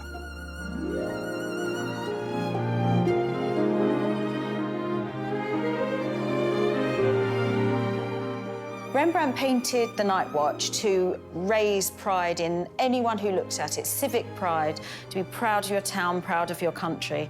And centuries later, it still does that. It does exactly that for Amsterdam and for the rest of the Netherlands. That painting's so loved by the Dutch because it's part of their history and it shows, you know, we're heroes and we're here to protect and we're dashing and we're frivolous and we're action-packed, we're superheroes. Night Watch mania has gripped the Dutch nation ever since. Nowadays, Rembrandt's canvas is visited by more than 2 million people every single year.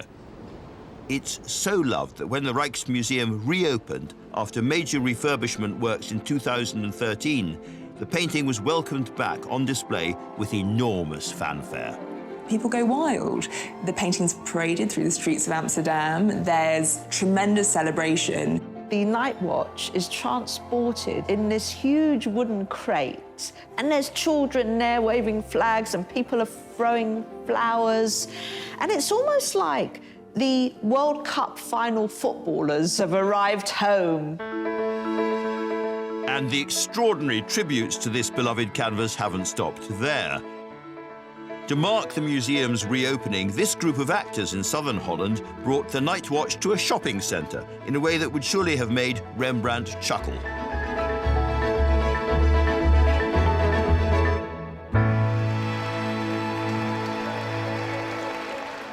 It's a love affair that shows no sign of abating.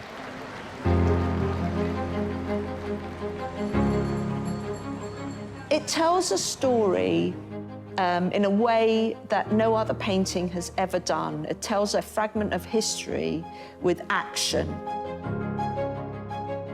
It's crazy that a painting in the 21st century is treated with such adoration, but this is such an iconic painting, and Rembrandt is such a symbol of Holland and Amsterdam that it holds a place like no other work can. A national icon, absolutely. But for me, it's so much more. The Night Watch is a painting about perfectly ordinary people standing up to tyranny. And that's a theme that can speak for everyone. This is a picture which comes out of the Dutch experience, but it's not for the Dutch, it's for everybody. Because what does it show? It shows a group of very human humans, strutting, ridiculous, absurd. They are silly, as I am silly, as you are silly.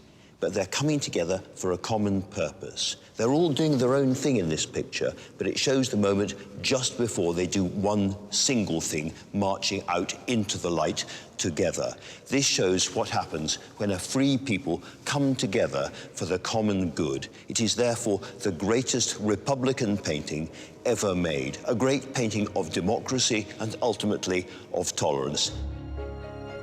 It shows what happens at that very moment when we stop doing our own little self-absorbed, selfish things and come together to do one big thing all together. And at that moment, The encroaching dark, which seems so scary, which surrounds them and surrounds every one of us, suddenly doesn't seem quite so frightening after all.